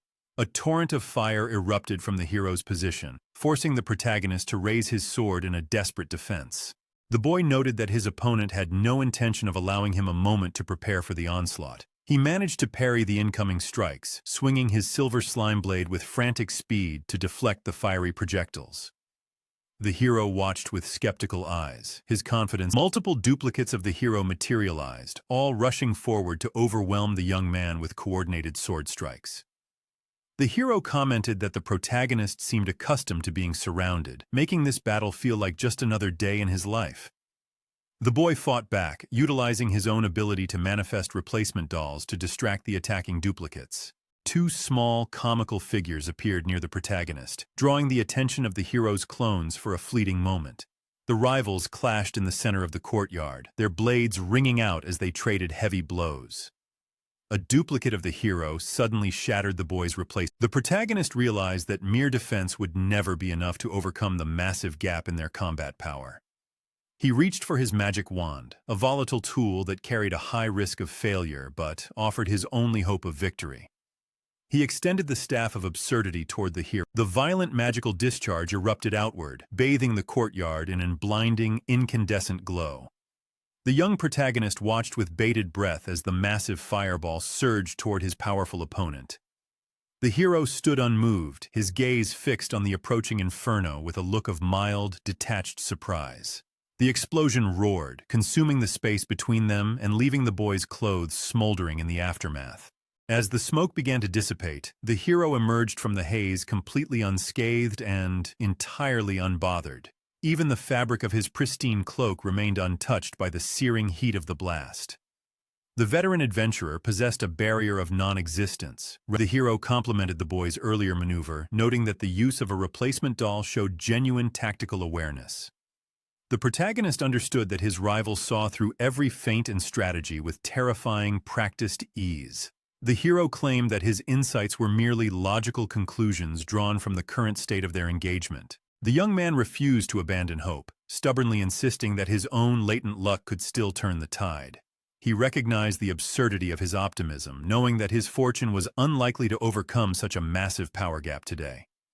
The hero countered that while luck was a component of skill, relying on it blindly remained a sign of profound foolishness. The veteran boasted of his own mastery, citing his collection of maximum-level achievements as the only true foundation for victory. He intended to crush the boy's spirit and drill the reality of their hierarchy into his mind through sheer force. The hero began to weave the elements, calling upon the power of water and natural energy to restore his own stamina. Flames danced at his fingertips, ready to be unleashed in a secondary wave of overwhelming, destructive pressure. Takahashi acknowledged the logic in the warning, yet he remained fixated on a specific detail he had noticed earlier. A flicker of opportunity emerged as he scanned the heroes. The boy decided that this glaring weakness would serve as his only reliable weapon in the face of certain defeat. He feared the judgment of his loved ones, but he pushed the thought aside to focus on the immediate necessity of survival. If he failed to protect his sister or allowed the tragedy of his past life to repeat, his own life would be forfeit. For the sake of the women he cherished, the young man resolved to endure every trial the hero threw in his path. He accepted the cold, unfair nature of their reality and prepared to exploit the hero's one fatal flaw. The protagonist activated his teleportation bracelet, praying that his surge of luck would override the low probability of success. The device hummed with unstable energy, threatening to fail at the very moment the hero's next attack materialized. Fire and water surged toward him, but the boy vanished from the courtyard just as the projectiles struck the empty air. He materialized amidst the chaotic traffic of a busy city street, surrounded by the unsuspecting flow of pedestrians and commuters. The hero appeared instantly beside him, noting with a smirk that the bracelet of changeability was indeed a useful, rare tool. The veteran lacked such an item, yet he possessed enough flight magic to keep pace with the boy, regardless of the distance. He offered a mocking apology for escalating the conflict, announcing that their duel would now proceed through the heart of the city. The young man realized that if the hero insisted on this test, he had the right to force the veteran to prove his own character. He knew that a true hero would never sacrifice innocent civilians to win a private, ego-driven wager. The top-ranked adventurer observed his opponent with renewed interest, curious to see what desperate scheme the boy would attempt next. The hero's duty to protect the public forced him to restrain his mass destruction magic, granting the protagonist a vital 10-minute window. The boy's chances of survival increased as the hero committed to fighting without the use of his deadliest area of effect weaponry. The veteran set aside his sword, refusing to risk the lives of bystanders for the sake of an easy victory. He instead summoned a volley of flaming arrows, precision-guided to strike the boy without damaging the surrounding infrastructure. The protagonist pulled his silver slime sword and a sturdy shield, bracing himself for the incoming barrage of heat. The hero felt a wave of nostalgia, recalling his own early days when he too had relied on such primitive, basic equipment. He watched the boy hide behind the shield and launch the fire arrows with the intent of shattering the metal into scrap. The projectiles whistled through the urban canyon, missing the civilians but tracking the moving target with relentless, magical intent. Takahashi sprinted into a narrow doorway, his movements frantic as he dodged the arrows that slammed into the brickwork. One arrow ricocheted off his shield and struck a nearby gas pipe, causing it to hiss and leak vapor into the street. The hero noticed the developing hazard and immediately diverted his focus to prevent a catastrophic explosion near the terrified crowd. He summoned a localized rockfall to seal the breach, successfully averting a tragedy while the boy continued his desperate tactical retreat. The protagonist navigated the city, his mind racing as he tried to repurpose the environment to serve his own defensive goals. He had spent his previous life trapped in the darkness of the underground, viewing the surface world only as a source of sustenance. Those old memories felt distant now, replaced by a fierce, driving desire to protect his new life and the people within it. The hero abandoned his arrows and closed the distance, intending to finish the fight with a crushing physical blow. He spoke of reminiscing about their shared past, but the boy dived out of the way, leaving the hero's fist to crater the asphalt. The protagonist felt the weight of his former, worm-like existence, feeling a sudden, deep gratitude for the second chance he had been granted. The hero followed up with a sweeping strike that dragged the boy from beneath a parked car, sending him skidding across the concrete. The shield absorbed the worst of the impact, yet the protagonist still slammed into the corner of a building with bone-jarring force. He scrambled back to his feet, gasping that he preferred the intensity of confined spaces to the open, exposed streets. The hero laughed at the display, calling him a pathetic coward, and predicting that his defeat was only seconds away. Takahashi spotted a discarded skateboard lying in the gutter and leaped onto it, using the wheels to gain speed while he hid behind his shield. The veteran grew increasingly annoyed by the cat-and-mouse game, eager to end the duel and prove his absolute dominance. He drew a glowing, five-pointed star of fire in the air, a net of energy designed to snare the fleeing boy in his tracks. As the fiery grid materialized, the protagonist analyzed the layout of the street, searching for a way to turn the hero's strength against him. He taunted the hero, claiming that the battle would end in failure if that was the full extent of the veteran's capability. The boy spotted a utility pole covered in rubber insulation, realizing it stood directly in the path of the encroaching magical fire. He crept toward the pipe and struck the clamp with his full strength, hoping the structural damage would trigger a larger collapse. Luck favored his gamble, as a jagged crack spiderwebbed across the pole, causing it to lean precariously toward the pedestrian crossing. The protagonist felt a surge of confidence, watching as the massive structure began to tip toward the crowded sidewalk below. The hero could not allow the falling debris to crush the innocent people nearby, so he was forced to abandon his attack. He rushed to the pillar, catching the heavy steel frame with his bare hands to hold it steady against the gravity of the disaster. The young man watched from a safe distance, applauding the hero for living up to his reputation and prioritizing the lives of the weak. The veteran admitted that the boy's ingenuity had surprised him, confirming that he was capable of orchestrating complex, difficult situations. The protagonist realized that the hero's code of honor was the ultimate leverage, and he immediately shattered another nearby electrical pole. High-voltage wires snapped and whipped through the air, sparking violently against the leaking gas from the damaged pipe. A massive, brilliant explosion engulfed the neighborhood, shaking the foundations of the city and blinding the onlookers with its intensity. The hero was forced to activate his water-based abilities, calling upon the goddess of the tides to douse the spreading inferno. Streams of water surged through the streets, extinguishing the flames and neutralizing the sparks that threatened to consume the block. The boy continued to taunt his opponent, suggesting that the hero would need far more water to contain the chaos he had unleashed. The situation spiraled into total catastrophe, with vehicles and buildings burning as the environment turned into a living hell. The hero looked at the devastation, his expression hardening as he prepared to reveal the true extent of his power.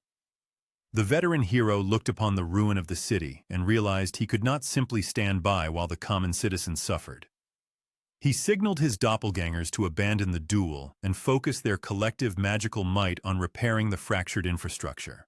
The hero moved with practiced efficiency, casting restorative spells that knitted together broken brickwork and sealed the gaping gashes in the pavement. He channeled holy energy into the wounded, watching as their pallid complexions returned to a healthy glow under the warmth of his grace. With the immediate threat to the populace neutralized, the hero turned his attention back to the young man who stood waiting in the wreckage. The veteran dismissed the challenge, stating that he had no time for petty squabbles when the city remained in such a fragile state. He further insulted the boy, claiming that his attacks were far too weak to ever pose a genuine threat to a player of his caliber.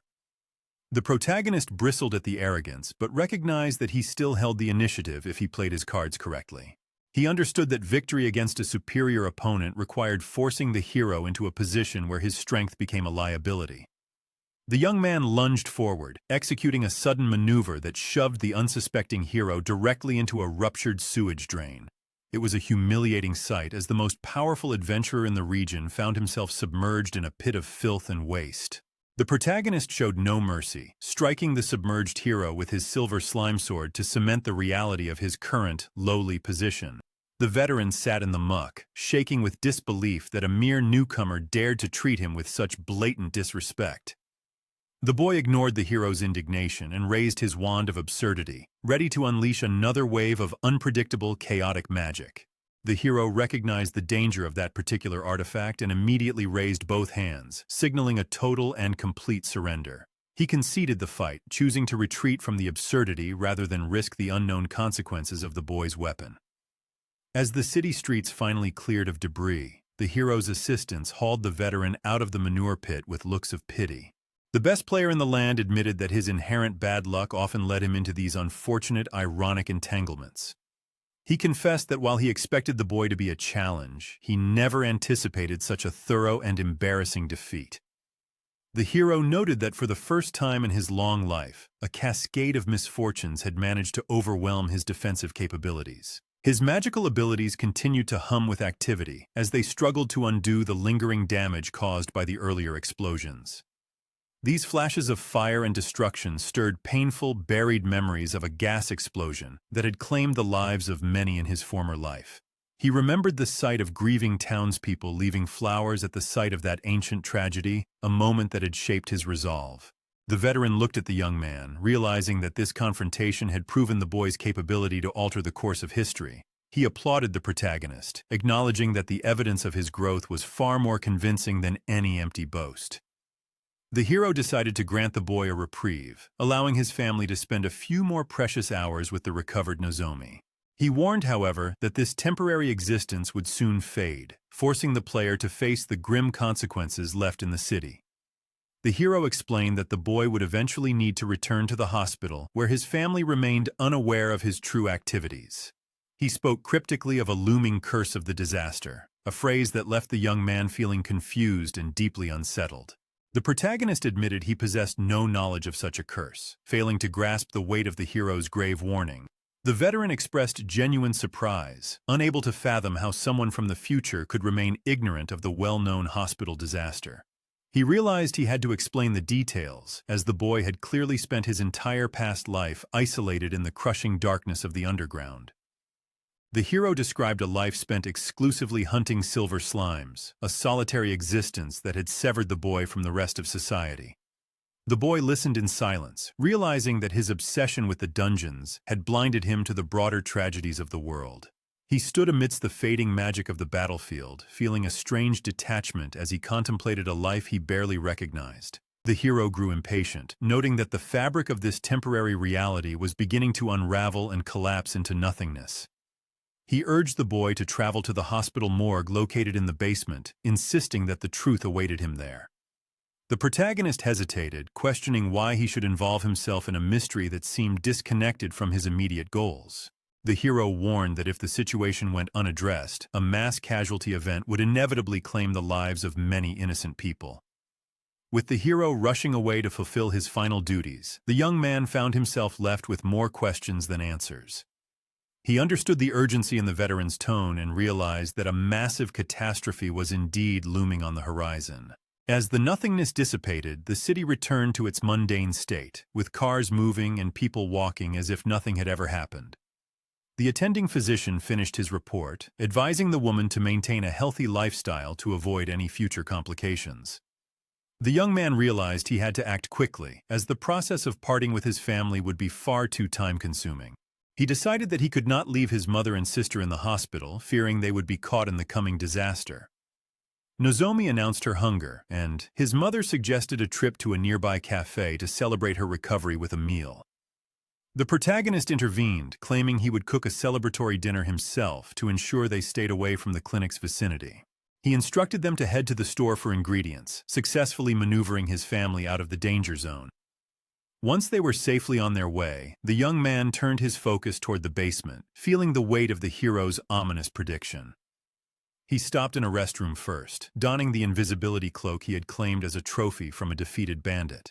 The fabric shimmered as he vanished from sight, a tool he had never expected to use in the real world.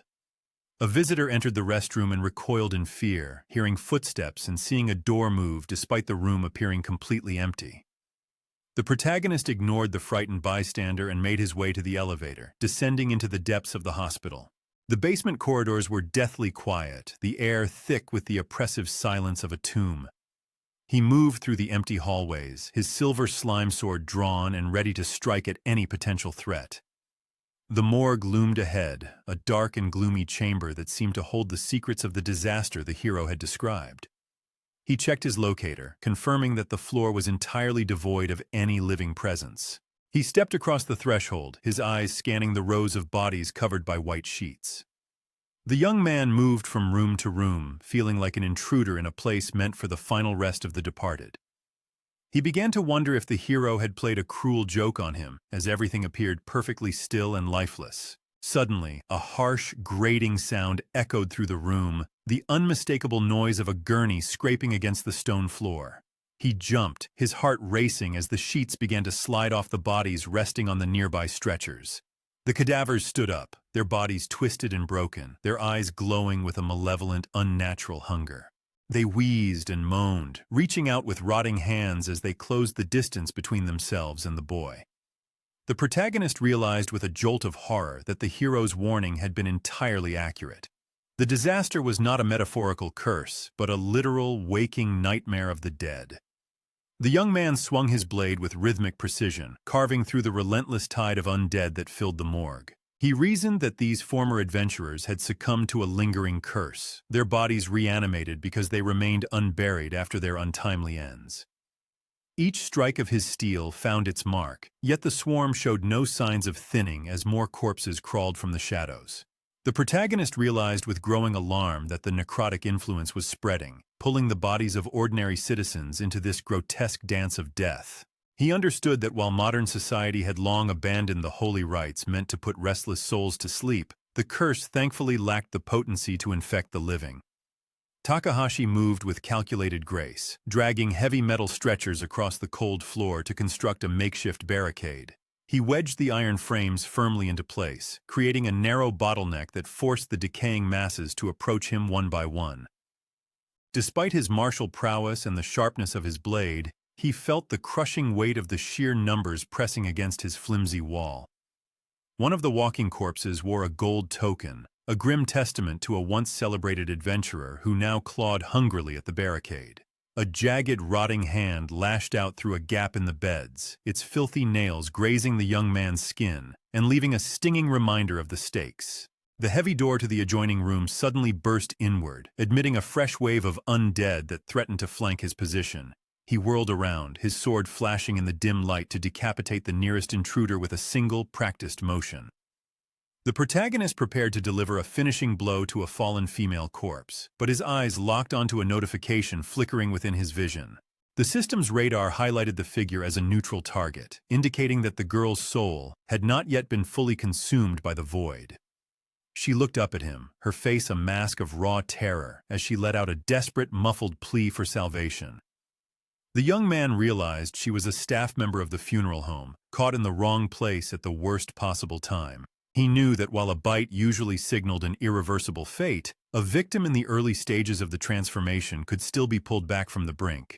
He lacked the necessary reagents to perform such a miracle, and the groaning wall of zombies threatened to collapse his defenses at any second. A cold, logical part of his mind whispered that abandoning the girl would be the most efficient path to his own survival. He fought against this instinct, refusing to become a player driven solely by the hollow pursuit of points and loot. With a sharp movement, he activated his teleportation bracelet, vanishing for a heartbeat to purchase essential alchemical supplies from the merchant's shop. He sought out a skilled sorceress to secure the secret recipe for a purification elixir, memorizing the steps with frantic intensity. Returning to the chaotic silence of the morgue, he approached the trembling girl and carefully drew a small amount of her blood with his blade. The girl remained in a state of suspended animation, unable to resist as he gathered the final components required for the concoction. He followed the instructions from the ancient text, mixing the volatile ingredients until a shimmering, sacred liquid pooled in his flask. His lack of formal magical training made the task arduous, yet the solution glowed with a soft, promising light that signaled success. He tilted the girl's head back and poured the elixir between her pale, cold lips, watching as the warmth of life began to seep back into her skin. Her limbs slowly lost their stiff, necrotic pallor, returning to the soft fluidity of a living human being. Realizing she was safe but utterly exhausted, the young man shielded her from the fray and turned his attention back to the barricade. He expected to face a renewed assault, but the room had fallen into an unnatural, bone-chilling silence. Stepping cautiously into the central chamber, he witnessed a sight that defied all comprehension. A colossal, shifting mass of flesh was consuming the remaining zombies, its multiple jaws snapping with a wet, crunching sound. The creature possessed dozens of glowing green eyes and a central skull that seemed to grow larger with every mouthful of carrion it devoured. Takahashi watched in horror as the abomination extended long, wart-covered tentacles that lashed out to drag more bodies into its gaping maw. He realized that the curse had not merely persisted, it had coalesced into a singular, sentient nightmare that grew stronger with every kill. The hero's previous warning echoed in his mind, and he understood that the veteran would have viewed this monstrosity with deep, uncharacteristic concern. There was no room for hesitation as the biomass continued to expand, its hideous form beginning to dominate the entire basement. The young man surged forward, his sword humming as he sliced through the creature's writhing limbs to reach its primary cluster of heads. He aimed for the center of the mass, severing a head with a clean strike, only to watch in disbelief as two more sprouted in its place. The tentacles whipped through the air like lashes, forcing him to dance constantly to avoid being crushed by their immense weight. He realized that his standard combat tactics were failing, as the monster treated every wound as an opportunity to regenerate and evolve. The creature's reach expanded until its tentacles were scraping the ceiling, sealing off every exit and trapping him in a tomb of his own making.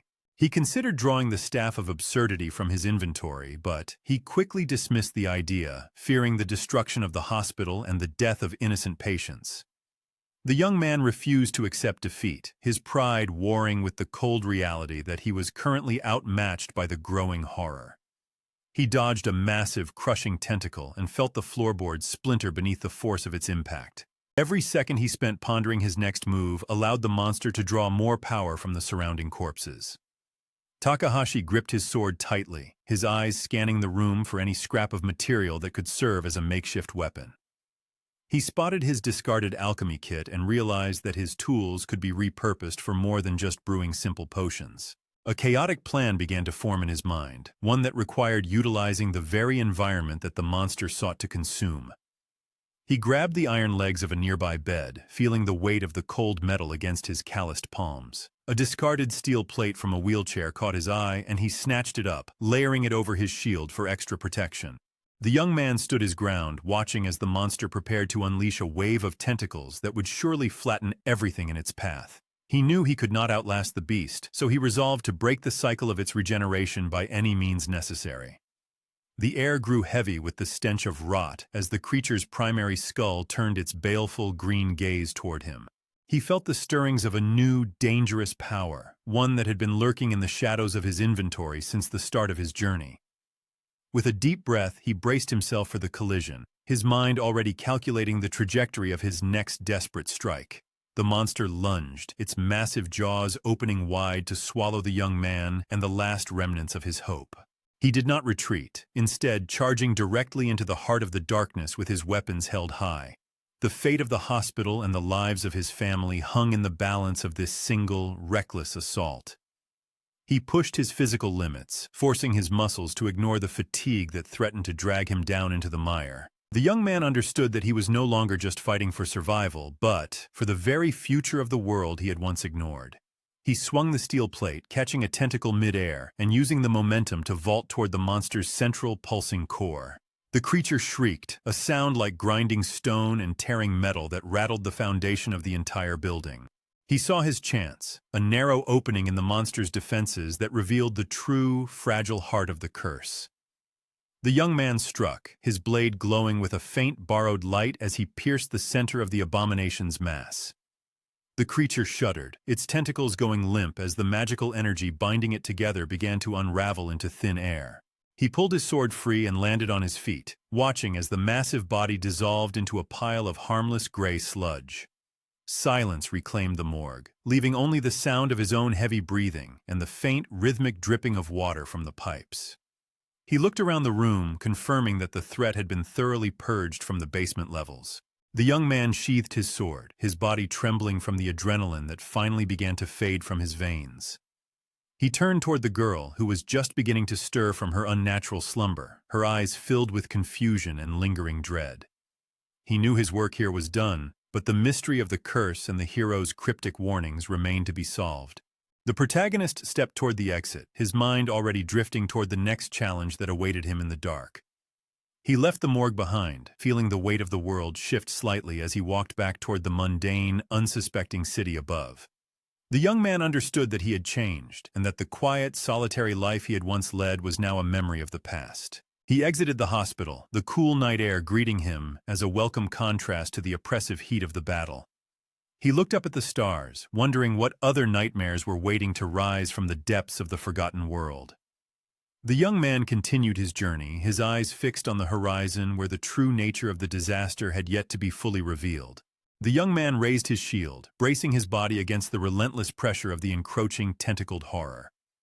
He navigated the shifting, debris-filled room with desperate precision, his eyes locked on the prize resting across the floor. He reached the target and claimed a dusty, leather-bound manual containing complex recipes for potions and volatile chemical substances. The young man scanned the list of ingredients required to synthesize black powder, realizing he lacked the necessary raw components. He reached for his silver bracelet to initiate a teleportation sequence, but the device hummed with the silence of total energy depletion. The young man recalled the frantic events of the day, noting that his constant reliance on the artifact had drained its reserves completely. He turned his attention to the scattered broken furniture, deciding that he would have to manufacture the required chemicals from the surrounding wreckage. He tossed splintered wood into the alchemy kit, watching as the internal mechanism converted the debris into high-quality charcoal. He paused in frustration, realizing that producing sulfur and potassium nitrate from mere furniture was a task far beyond his current expertise. The creature lunged again, its massive limbs tearing through the air and forcing the young man into a series of frantic, evasive maneuvers. He pulled his smartphone from his pocket, desperate to utilize the internet to uncover modern substitutes for the missing ingredients. The search results suggested that common matchsticks could provide the sulfur he desperately needed for his volatile project. The young man searched the room for a source of fire, eventually discovering a small, forgotten purse belonging to the girl he had rescued. Luck favored him once again as he pried open the container to reveal a box of matches, perfectly preserved despite the surrounding decay.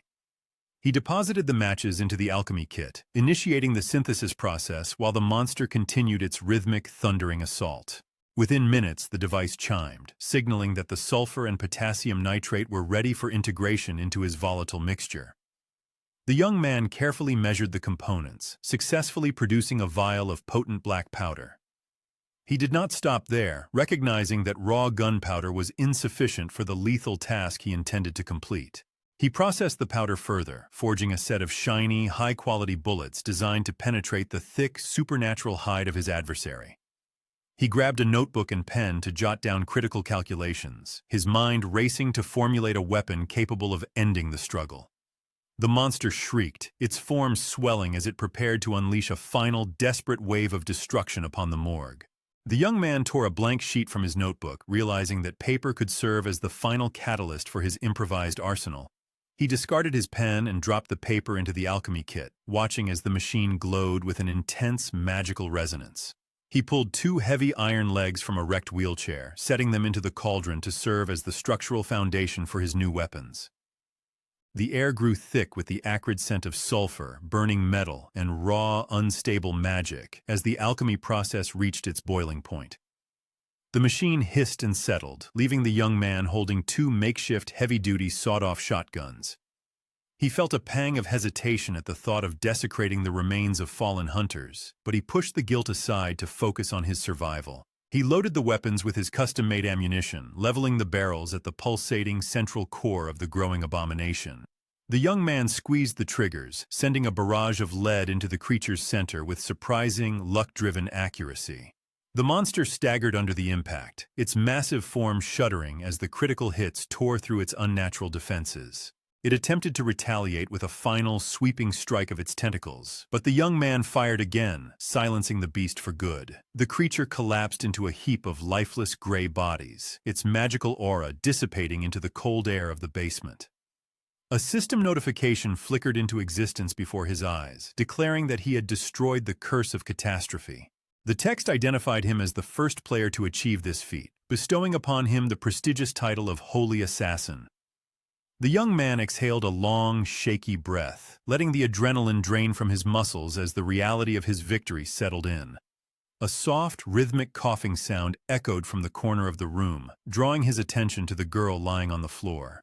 He checked her vitals and realized with a wave of relief that the medicine had successfully restored her to human form. He frowned as he considered the logistical nightmare of explaining his presence in a restricted morgue while covered in blood and armed with illegal weapons. Trespassing on hospital property and brandishing deadly force outside of designated dungeons carried severe, life-altering consequences in this world. He activated his invisibility cloak to mask his silhouette, but the heavy sound of armored boots clattered against the stone floor just outside the door. A knight's voice boomed through the hallway, ordering his subordinates to activate locators and sweep the area for any remaining survivors. The young man realized his stealth skills were amateur at best and that he had no time to vanish before the intruders breached the room. He pleaded with his bracelet to restore its energy for a quick escape, but the device remained cold and unresponsive. The doors burst open with a deafening crash, revealing a squad of knights clad in heavy, gleaming plate armor and brandishing ceremonial spears. They marched into the room with practiced arrogance, positioning a gilded throne in the center of the morgue floor. A young girl dressed in intricate white papal robes sat upon the seat, her attention entirely occupied by the glowing screen of her smartphone. The young man identified them as high-ranking members of the church, their presence signaling a shift in the gravity of his situation. The priestess Naomi glanced at the young man and offhandedly remarked that he looked like an atheist, though she admitted she lacked certain proof. She tossed her phone aside and began to pray, her fingers interlaced in a specific ritualistic gesture meant to boost her own divine bonuses. Her prayer was remarkably transactional, focusing on her desire to avoid doom at the hands of immoral donors while seeking a higher level in her faith. Naomi stood up and approached the young man, her eyes narrowing as she scrutinized him for any signs of inherent hostility toward her god. The young man stood speechless, having never encountered such eccentric and materialistic figures within the religious hierarchy before. He pointed a trembling finger at the pile of zombie corpses, hoping the evidence of his battle would speak for his intentions. The priestess deduced that he was an adventurous player who had cleared the infestation, yet she remained suspicious of his unauthorized presence. She questioned how a common civilian had identified the threat in the basement, as his lack of credentials made his knowledge seem impossible. The heavy doors swung open once more, and the hero stepped into the light, announcing that he had directed the young man to handle the danger. The clergy and the priestess instantly lowered their weapons, offering deep, performative respect to the legendary figure. The hero explained his own absence as a necessary intervention elsewhere in the city, successfully diverting the priestess's interrogation. Naomi's suspicion vanished instantly, her demeanor softening as she accepted the hero's validation of the young man's character. She noted that the young man possessed a remarkably low karma score, a revelation that left him utterly confused and out of his depth. The priestess explained that her divine sight allowed her to quantify the sins and good deeds of those around her with numerical precision. Takahashi realized that Naomi held a rare, specialized skill that allowed her to judge the moral standing of anyone she encountered. Naomi turned to the hero, asking if this stranger would accompany her during the upcoming sacred battle to serve the church. The hero endorsed the young man with absolute confidence, claiming that his participation would bring grace and utility to their mission. The priestess agreed to the arrangement, indifferent to the young man's personal identity so long as he proved useful to her goals. The young man felt a spark of indignation, outraged that his own opinion on the matter had been completely ignored by the powerful figures.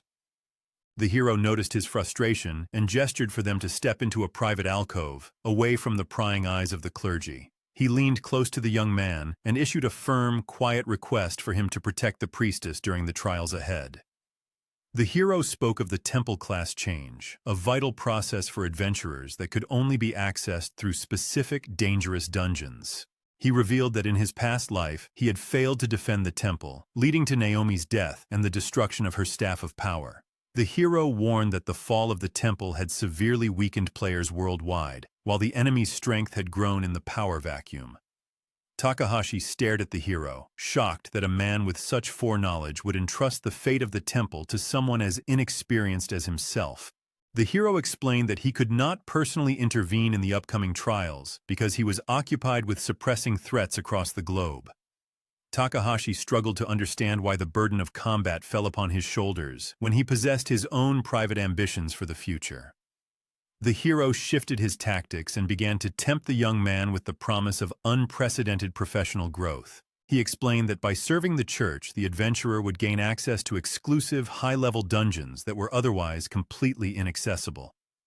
The hero described the benefits of instant teleportation between dungeon floors and the protection afforded by the church's powerful defensive barriers.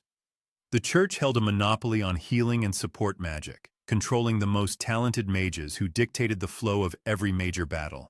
These support specialists moved adventurers through restricted zones and kept them alive with complex, high-tier magical shields. The offer represented a massive shortcut for a novice player seeking to boost his statistics in an incredibly short time frame.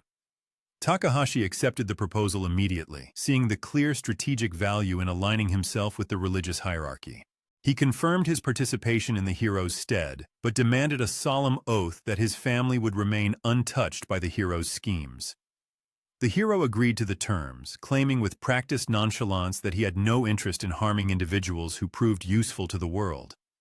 Takahashi harbored no illusions, correctly deducing that the unprincipled man would discard him the moment his utility vanished.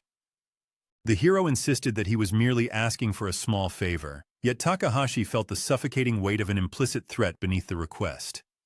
The conversation reached an impasse, leaving the two players bound by a secret, uneasy agreement. Takahashi attempted to extract details about the dangers awaiting him in the upcoming battle, but the hero dodged the questions with calculated evasiveness. The hero clearly intended to keep the boy in the dark, fearing that the truth might scare his pawn away before the mission began. Their tense discussion ended abruptly when the priestess Naomi re-entered the room. The clergy members set about purifying the hospital basement and morgue, treating the space as a site of profound desecration. They arranged for the transport of the surviving woman to a medical facility to ensure her full recovery. Naomi activated her divine perception, pointing her staff at Takahashi to scan his aura. A swirling cloud of dark energy manifested around his frame, causing the priestess to frown at the reading. She announced that the entire group would relocate to the nearest temple to conduct a formal evaluation of his combat capabilities. Naomi climbed onto her gilded throne and returned her attention to her smartphone, indifferent to the boy's apprehension. She noted that there was no point in hiring an adventurer who lacked the strength to survive the trials ahead. Takahashi found himself surrounded by church guards who prodded him forward with the sharp, gleaming tips of their ceremonial spears. He looked back to see the hero slipping away into the shadows, abandoning him to the mercy of the rigid religious order. Takahashi realized with a pang of disappointment that his plans for a quiet lunch were officially ruined. The nearest church stood only a short distance from the hospital, looming over the surrounding skyscrapers and busy city streets. The group entered the sacred building, and Naomi immediately declared the commencement of a formal duel. She selected an average subordinate to serve as the young man's opponent in the test of strength. The chosen clergyman held a level of approximately 40 and possessed almost no specialized combat skills.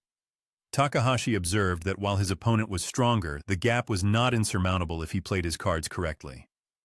The two combatants took their starting positions as the atmosphere in the room turned sharp and expectant. The duel began, and both fighters moved with the intent to finish the encounter quickly and efficiently. Attacks and counterattacks flashed across the floor, highlighting the stark difference in their fighting styles. Takahashi wielded the silver slime sword and noted that the clergyman's strikes lacked real lethal intent. He realized the church warriors focused almost exclusively on defensive maneuvers, serving as little more than human shields for the priestess. The young man pressed his advantage, realizing he held a significant edge in raw speed and mobility. Naomi watched the display with a critical eye, acknowledging that the boy possessed a certain degree of competence. She decided to intervene, announcing that she would grant the clergyman a glimpse of divine grace. Closing her eyes, the priestess tapped her staff against the stone floor and whispered a prayer to the higher powers. Nothing changed visually, but Takahashi immediately sensed a shift in the temperature of the combat. The clergyman's movements became faster and more aggressive, his strikes carrying a newfound crushing weight. Naomi continued to eat her sandwiches, seemingly unbothered by the violence as she enjoyed the improved performance of her subordinate. Takahashi knew the church warriors boasted immense endurance, and he realized he could not survive a prolonged war of attrition. He scanned the enemy's armor, searching for a weakness that would allow him to end the fight in a single stroke. His gaze fell upon the clergyman's protective gloves, noting that the plates were thin and held together by simple metal rivets. He dodged a heavy swing and began to execute a risky plan to exploit the structural vulnerability.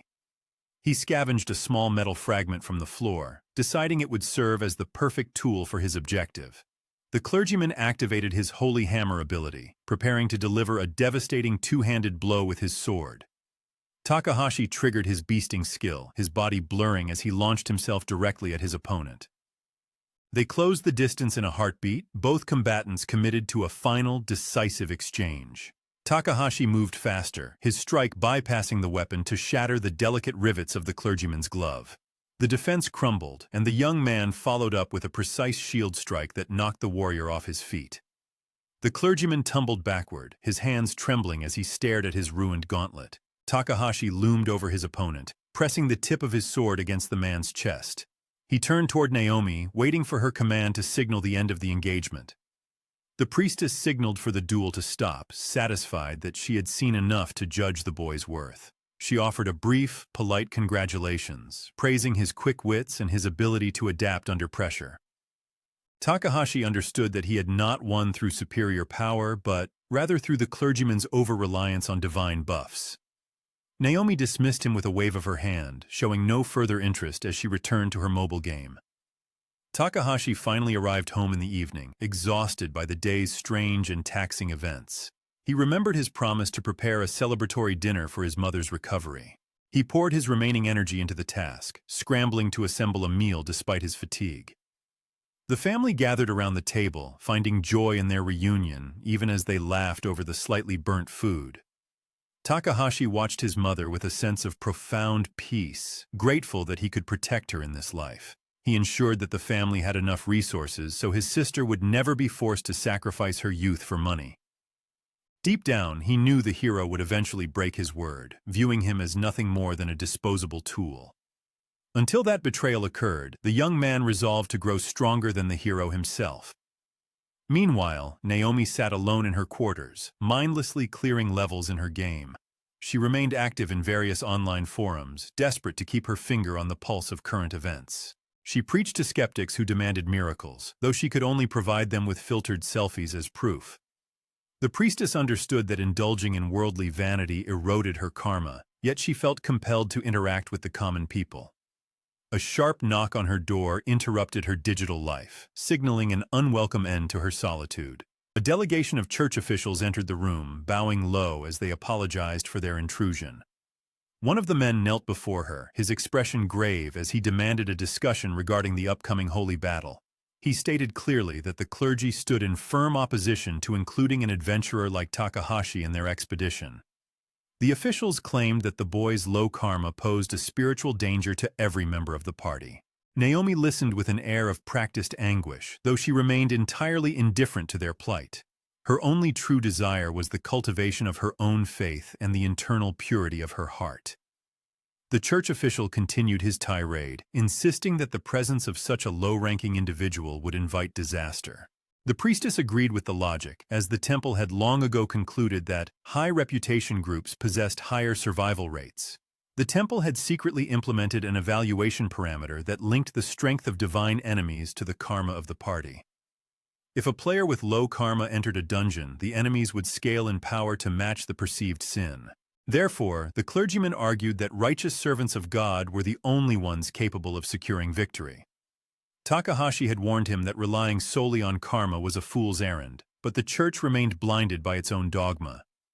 They insisted that all adventurers were inherently sinful, whereas the servants of the church walked a path of absolute light. The officials maintained that their own high karma would weaken the enemy upon entry, making them the only viable candidates for the mission. They remained convinced that their righteousness was a shield, even as the world began to change in ways they failed to comprehend. The church officials dismissed the adventurers as nothing more than a collection of liars and criminals. The priestess acknowledged the warriors' disdain, yet she remained firm in her vow to retain Takahashi for the mission. The clergyman devised a calculated loophole to bypass her promise, suggesting that while the adventurers could join the expedition, they need not enter the temple itself. Naomi processed the suggestion and ultimately agreed that the adventurers would be barred from participating in the holy war. She harbored a deep, singular desire to cleanse the temple of its corruption and allowed herself to believe that her own church warriors were the only ones fit to handle the task with honor.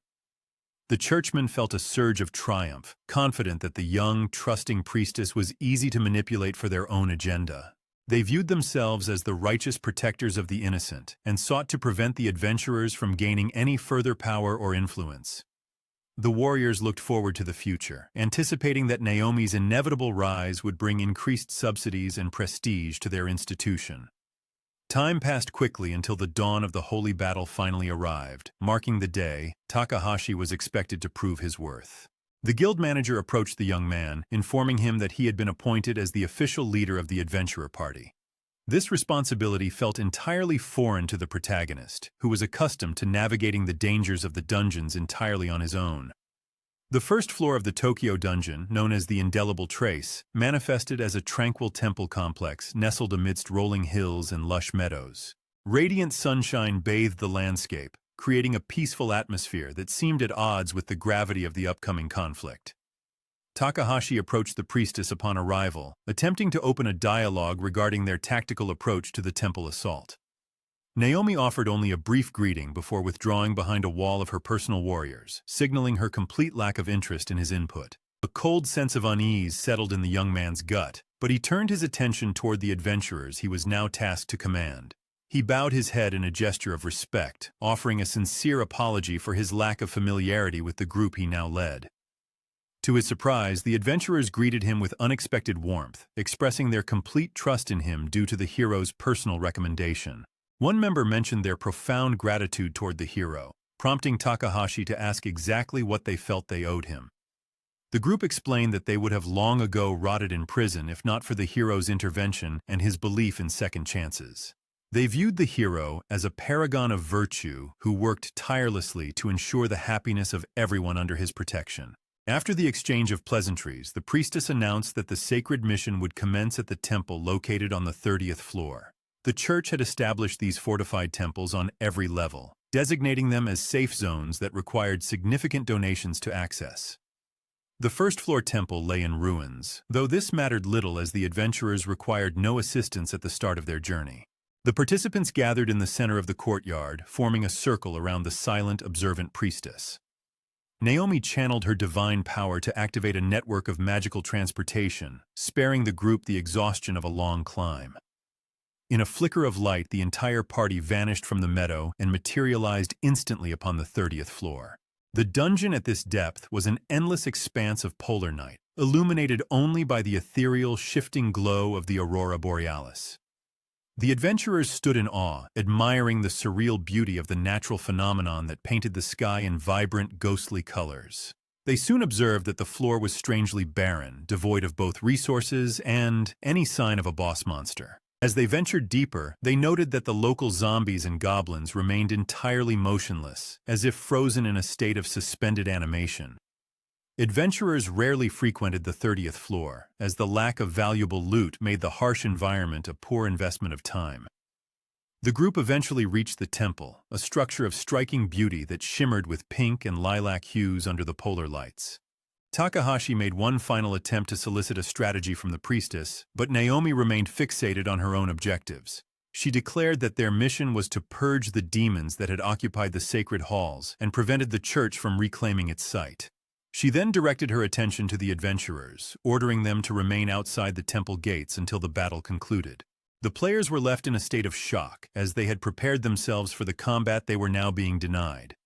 The church warriors urged the adventurers to remain calm, claiming that the low karma of the outcasts would only invite danger into the holy sanctuary. They insisted that their own high karma would serve as a spiritual shield, weakening the demons upon their entry. Takahashi recalled the hero's earlier warning that karma was a fundamentally unreliable metric, easily manipulated by the hypocrites within the church. He realized that these corrupt officials were using Naomi as a puppet to consolidate their power, and he felt a desperate need to stop them. The young man understood the complexity of the situation. A massacre of temple officials would trigger a massive political firestorm. He was trapped between the threat of the demonic infestation and the moral rot of the men who claimed to serve the light. Takahashi confronted the priestess, arguing that the guild required them to perform their duties fully, or else their reputations would be permanently tarnished. He attempted to force his way past the ban, insisting that the adventurers could not participate in a mission half-heartedly. The clergy offered a condescending promise that Naomi would personally vouch for their service to the guild, ensuring they received their full reward. They added that anyone who refused this arrangement was free to leave the dungeon immediately, effectively stripping them of any choice. The temple's willingness to pay for work that was not performed highlighted the depth of their arrogance and their desire to keep the adventurers sidelined. Takahashi crumpled the check they handed him, feeling the bitter sting of injustice as he realized they were being treated as expendable pawns. With the negotiations forced to an end, the church warriors moved toward the temple entrance, leaving the confused adventurers behind. The players debated their next move, with some eager to accept the easy pay, while others felt a gnawing sense of unease.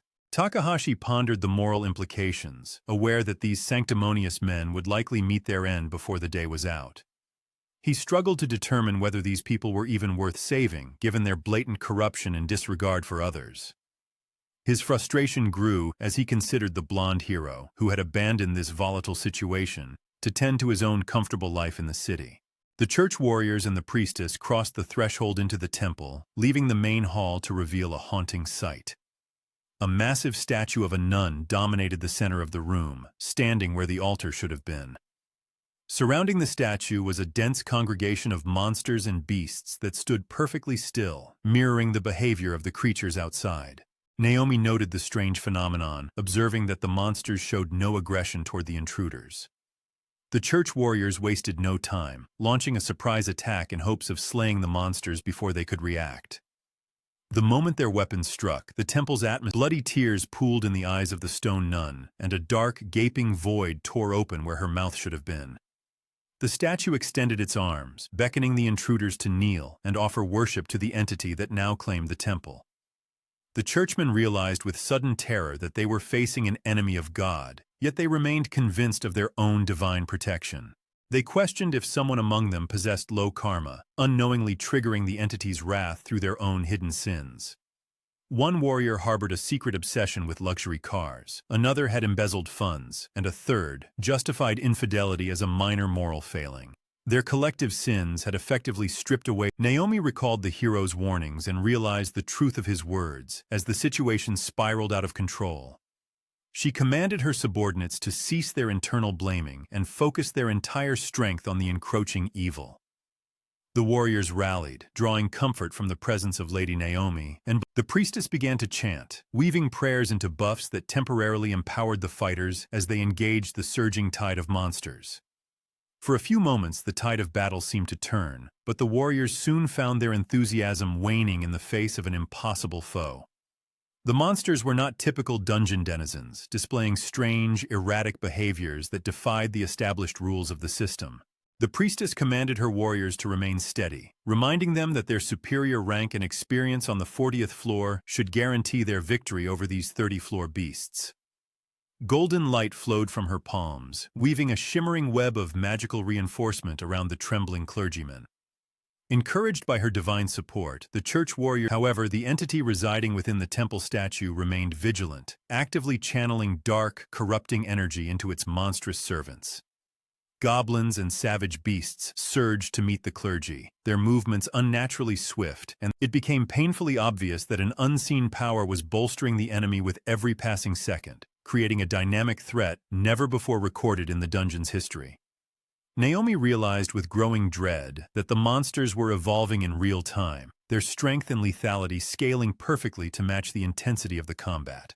The church warriors faltered as the tide turned, their defensive formations shattering under the relentless pressure of the encroaching horde. One terrified fighter watched in horror as a hulking goblin crushed his companion's armor like a brittle eggshell, ending his life in a single brutal motion. The priestess poured more of her own vitality into her subordinate. Doubt began to rot the resolve of the thick-headed clergyman, who finally acknowledged that their survival was no longer a certainty. The demonic entity, sensing their fear, unleashed a torrent of dark energy that intensified the panic spreading through the front lines. Naomi recognized the dire reality of their situation. With a heavy heart, the young girl declared that this desecrated hall would serve as her final altar. She prepared to invoke the forbidden magic of atonement, a desperate gambit to clear a path to the statue through the absolute expenditure of her remaining life force. Her unwavering determination flickered like a beacon. Momentarily, the clergy lunged into the fray once more, desperate to demonstrate the power of their faith against the encroaching darkness. Despite their fervor, they were swiftly overwhelmed, torn apart by creatures whose hunger for blood seemed to grow with every kill. Several warriors broke their formation and scrambled toward the temple doors. They hammered against the heavy stone portals in a vain attempt to escape, only to find the exit sealed by the dungeon's cruel design. Naomi watched her subordinates with a mixture of confusion and sorrow, unable to comprehend how easily these men had forsaken their vows and their God. She stood alone in the center of the chaos. At the base of the temple, Takahashi felt the weight of the moment and realized he could no longer afford to remain a spectator. The young man lacked the silver tongue of a diplomat or the cunning of a strategist, so he chose the path of brutal, unvarnished honesty. He approached the waiting adventurers and admitted that while their contract was technically fulfilled, the temple remained a festering wound that required cleansing. He did not have the time to navigate the bureaucracy of the guild, so he pleaded with them to treat this as a personal favor. The players hesitated, their eyes darting between the closed doors, and the young man who had earned the hero's trust. Takahashi invoked the hero's authority, arguing that he spoke of the vulnerable priestess, framing her as an innocent child trapped among the wicked, and appealed to their sense of duty and honor. Different motivations struck different chords. Some were swayed by the promise of the hero's favor, while others felt a genuine sympathy for the abandoned girl. A ragtag group of adventurers finally stepped. Takahashi led them toward the massive temple doors, feeling a surge of grim satisfaction that his gamble had paid off. Before his hand could touch the latch, a wave of suffocating, vile energy seeped through the cracks and chilled the players to the bone. A quick scan with a locator device confirmed their worst fears. The sheer weight of the murderous aura radiating from within caused nearly half of the group to turn back, deciding that no payout was worth such certain death. Takahashi did not blame those who fled, for he understood that he was only standing there because he feared for his own sister's safety.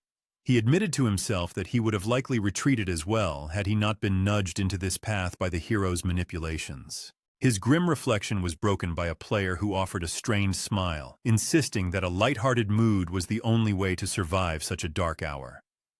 Inside the hall, the trapped clergymen continued to claw at the doors, their desperate prayers for salvation met only by the groans of the stone statue. The portals groaned and swung open, and the adventurers stormed into the temple, declaring that the sinners had arrived to rescue the righteous who had proven themselves incompetent. A surviving churchman shrieked that the presence of such low-karma individuals would only empower the demon, but the players dismissed his superstitions. They argued that redemption was a choice, suggesting that even the most stained soul could be purified through acts of courage and sacrifice. Takahashi locked his gaze on the towering statue, identifying it as the source of the corruption that plagued the sacred halls. He turned to the hypocritical clergymen, commanding them to silence their insults and questioning why they claimed to serve a God who championed the sinner. He challenged their narrow view of holiness, asking how they could justify their arrogance when the greatest apostles were once defined by their own failings. The room fell into a heavy, contemplative silence as the weight of his words struck both the players and the priestess. The former sinners stood tall, ready to prove that their past mistakes did not dictate their future worth or their capacity for heroism. The true strength of these adventurers lay in their persistence, their willingness. Naomi watched them with newfound awe, her own rigid worldview shifting as she saw the potential for grace in the most unexpected places. A monstrous wolf lunged from the shadows toward the priestess, but Takahashi moved with blinding speed, shattering the beast with his silver slime sword. He ordered the group to cease their philosophizing and focus entirely on the immediate task of survival. The battle erupted in earnest, with the players utilizing every tool and ability at their disposal to carve through the tide of monsters. Naomi consumed a potent potion from her flask, feeling her magical reserves swell, yet she knew the strength of these beasts far exceeded any previous challenge. Takahashi planted his feet, drawing his blade and bracing himself for the brutal close-quarters combat that lay ahead. The priestess announced a massive augmentation spell, and a surge of empowering energy washed over the adventurers, calming their nerves. Bolstered by her support, the players regained their confidence and launched a coordinated assault against the goblins, believing in their own potential to win. One player darted forward and blinded a towering brute by driving his blade into its eyes, neutralizing a massive threat with surgical precision. The rest of the group followed suit, pushing their abilities to the absolute limit and demonstrating a synergy they had lacked only moments before. Takahashi observed the priestess's performance and noted that her support was the only reason they were holding their ground. He realized that if the hero's original plan had unfolded without interference, the temple would have been cleared long ago. The thinning ranks of the adventurers struggled to contain the sheer volume of monsters, and the young man turned to Naomi for a solution. The girl confirmed she possessed a method to end the stalemate, though she spoke of it with a somber, detached calm. She explained the mechanics of atonement, the Holy Maiden's ultimate spell that converted her very life force into a cleansing, destructive wave. The spell promised to wipe the entity from existence, but the cost would be the total depletion of her own vitality. Naomi stood before the altar, fully prepared to offer her life as the final sacrifice to save the people she had once looked down upon. Takahashi grasped the weight of her resolve, realizing that he had to facilitate this final act at any cost. He rallied the players, shouting that they had to stop fighting individually and instead focus on clearing a direct path for the priestess. The adventurers formed a protective circle around Naomi, shielding her from the onslaught while she began to channel her final, life-ending prayer. Her magical support pulsed through them, turning their weary bodies into conduits of divine power as they stepped forward. The enemy of God sensed the impending threat and unleashed a continuous, deafening roar of dark energy that threatened to swallow the light. The players gritted their teeth, pushing through the suffocating resistance with every ounce of strength they possessed. Behind the wall of iron and steel, the young girl stood with a pure, quiet soul, ready to surrender everything for a victory she would never see. The cowardly church warriors huddled in the shadows, waiting for the adventurers to finish the dirty work they were too afraid to touch. Step by step, the players carved a path through the temple, their confidence swelling as the floor became carpeted with the broken bodies of goblins and monsters. The statue of the enemy stood exposed and defenseless, no longer shielded by its minions or the shifting architecture of the cursed hall. Naomi stood before the altar, her small frame trembling, yet she refused to hide behind the men who had fought to reach this point. She thanked the adventurers for their bravery and insisted that the final act of purification required her to stand alone. With a heavy heart she began her prayer, channeling the essence of Indra's arrow and the raw power of divine thunder. She prepared to surrender her own flesh to the earth, intending to act as the final catalyst to shatter the corruption that had plagued the temple. The vibrations began to rattle the stone floor, signaling that her sacrifice was drawing the necessary power from the heavens. Her small, bloodied hands gripped her staff with weakening strength, her vitality rapidly draining into the ritual. In a flicker of memory from a past life, she recalled her body collapsing on these very stones, a failure that had sealed the fate of the world. But this time, the timeline splintered as a sudden tremor shook the girl, snapping her out of her grim, preordained cycle. Takahashi, exhausted by the endless cycle of divine posturing, decided that he was finished waiting for the gods to intervene. He leaped forward, placing his body between the priestess and the entity, his sword flashing as he struck the enemy of God with brutal efficiency. When the dust settled and the threat lay shattered, Takahashi turned to the priestess, asking if she had truly feared the approach of death. Naomi burst into tears, consumed by the crushing weight of shame, believing that her fear disqualified her from her holy station. She had spent her entire existence within the church walls, yet she felt like a fraud for trembling before the end. Yukita gently reassured her, noting that even the greatest figures in scripture had cried out in despair when faced with the finality of their own mortality. He explained that fear was not a sign of weakness, but a fundamental part of the human experience that did not diminish her worth. The girl wept harder, lamenting that she was nothing more than a vessel for sacrifice, incapable of anything beyond her own death. Yukita corrected her gently, insisting that she still possessed the capacity for greatness and that she must return to her prayers. He reminded her that true faith was not found in the quiet comfort of the scriptures, but in the desperate moments when one faced the absolute weight of injustice. Naomi knelt upon the cold floor, clasping her hands together at her chest, and finally allowed herself to hope for a future beyond the altar. As she prayed with a newfound genuine intensity, the enemy of God began to wither, its inner energy collapsing as the dark streams of power dried up. A voice resonated from the heavens, promising that if she asked with a pure heart, the grace she sought would be granted to her. Her prayer served a dual purpose, not only weakening the dark entity, but also opening the path for a radical shift in their current reality.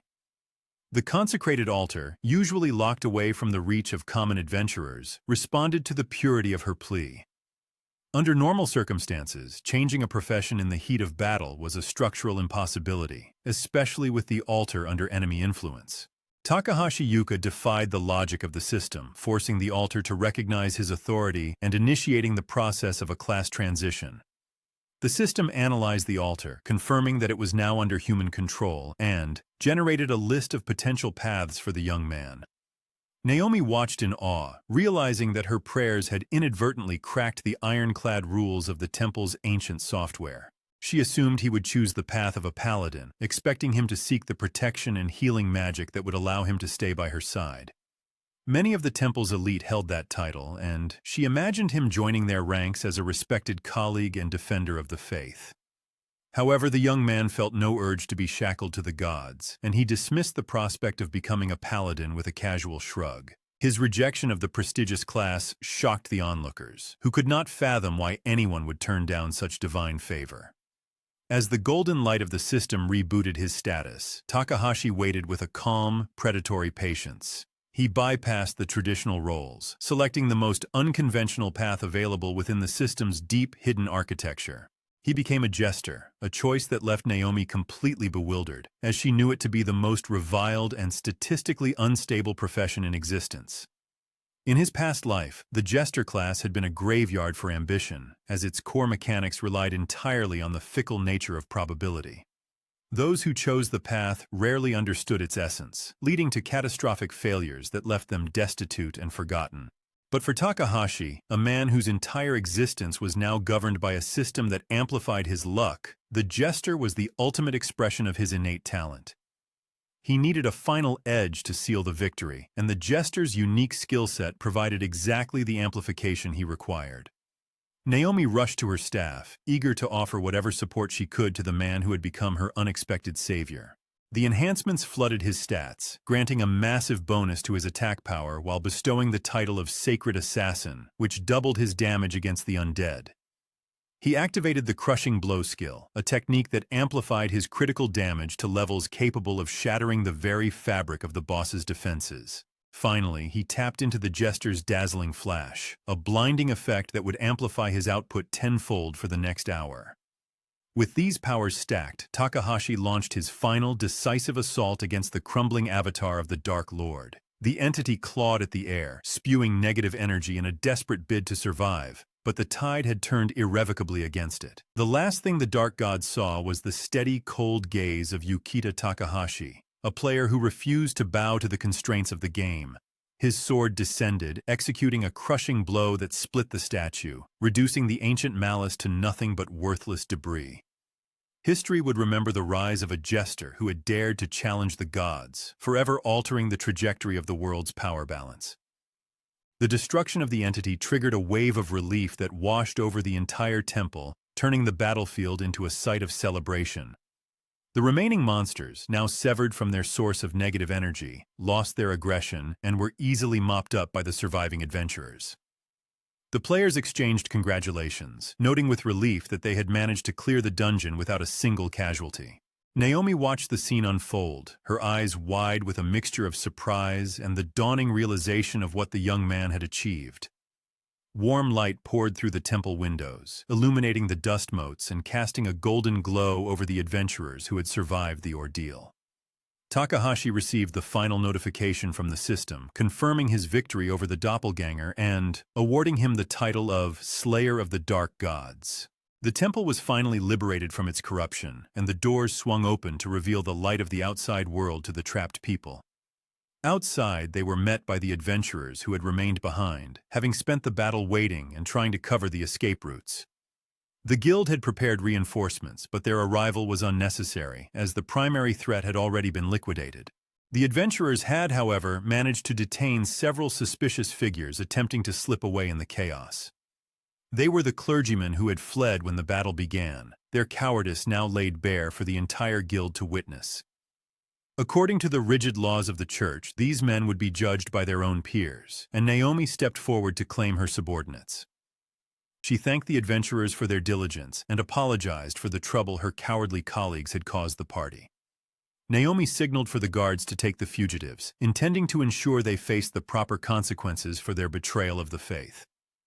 With the immediate crisis resolved, the guild prepared to retreat, and Takahashi made plans to head to headquarters to file his official report. As he prepared to leave, Naomi stopped him, asking one final question that had been weighing on her mind since the battle began. She asked where he had gained such an extensive knowledge of sacred texts, given his claim that he was not a religious man. Yukita paused, his mind racing to construct a plausible lie, as he had no intention of revealing the truth of his past life. He recalled the long days spent distributing food to the poor, where he had been forced to study scripture to earn an extra portion of bread from the nuns. He could not admit that his piety was merely a byproduct of his past hunger, so he offered a vague, dismissive smile instead.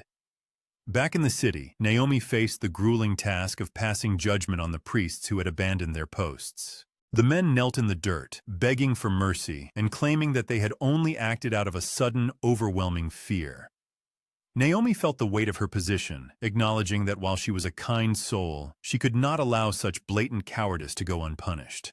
She promised them a second chance, though she left out the detail that this chance would only come after years of penance in the city's prison. Once the legalities were settled, Naomi performed a symbolic act, taking off her formal cap and preparing to step down from her high office.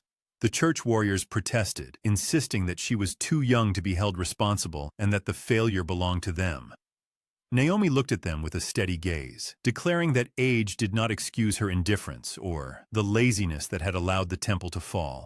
She decided to relinquish her role as abbess, choosing to start over as a simple student of the world. She realized that she had been defeated by the enemy because she had relied on books rather than the lived experience of the people. If an adventurous gambler like Takahashi could achieve such results, she knew she had much to learn from him. She resolved to follow his lead and understand the world through the same lens of practical action he utilized so effortlessly. Later that evening, Takahashi sat alone in his apartment, the silence of the room a stark contrast to the chaos of the temple. He sipped a drink, listening to the news report on the television detailing the miraculous victory that had saved the church. The doorbell rang, cutting through the quiet, and he walked to the door to see who had come to disturb his solitude. Standing on the threshold was a young girl, clutching a heavy church book to her chest with both hands. Takahashi stood in the doorway, his expression guarded as he attempted to dismiss the persistent girl standing on his porch. He insisted that he held no grudge against religion, yet he clearly preferred to be left alone in the quiet of his home. The girl refused to be deterred, weaving a subtle magical effect that shimmered in the air without causing any direct harm. The young man realized with a sinking heart that he could not easily shake off this determined visitor. Just as he prepared to invent a pressing excuse to force her departure, the apartment door swung open wide. His mother stepped into the hallway, her brow furrowed in confusion as she surveyed the unexpected guest. Naomi immediately introduced herself with a polite bow, identifying herself as a younger friend of the young man. The mother studied the girl's face, a sudden spark of recognition flickering in her eyes as if she had seen her somewhere before. She recalled the girl from the local food bank, where she had seen her distributing meals to the poor alongside church representatives. The mother remembered how this small girl had commanded the respect of the adults around her, managing the entire operation with ease. Naomi confirmed that volunteering was a routine part of her department's mission, further convincing the mother of the church's genuine impact. The girl explained that it was Mr. Hiro who had kindly provided her with the young man's private address. The three of them sat around the table, the scent of fresh tea and refreshments filling the modest apartment. Naomi leaned toward the mother, suggesting that they host a party to celebrate the recent recovery from her long illness. She pointed out that the young man's academic progress was stellar, allowing him the financial freedom to enjoy life for once. The girl urged him to relax, suggesting that he no longer needed to chase rare drops with such frantic, desperate intensity. As she munched on a cookie, Naomi looked at the mother and claimed that she saw the light of the world within the young man. Takahashi winced at the pompous, overly solemn phrasing, sensing immediately that she was fabricating a reason to stay. He knew that he would eventually encounter a dungeon too complex to clear on his own, just as the guild manager had warned. A skilled buffer like this girl was worth her weight in gold, a rare asset that top-tier teams usually snapped up instantly. Takahashi decided that a partnership was worth the risk, and he extended his hand to formalize the deal with a handshake. Before returning to the front lines, the young man invested his recent earnings into purchasing a much larger, more secure house. His newfound fame made him a target, and he needed to ensure the safety of his mother and his loved ones. With Naomi having officially left the church, he also realized she required a stable place to call her own. He drafted a formal will and arranged his finances, ensuring that his family would be provided for even in the worst-case scenario.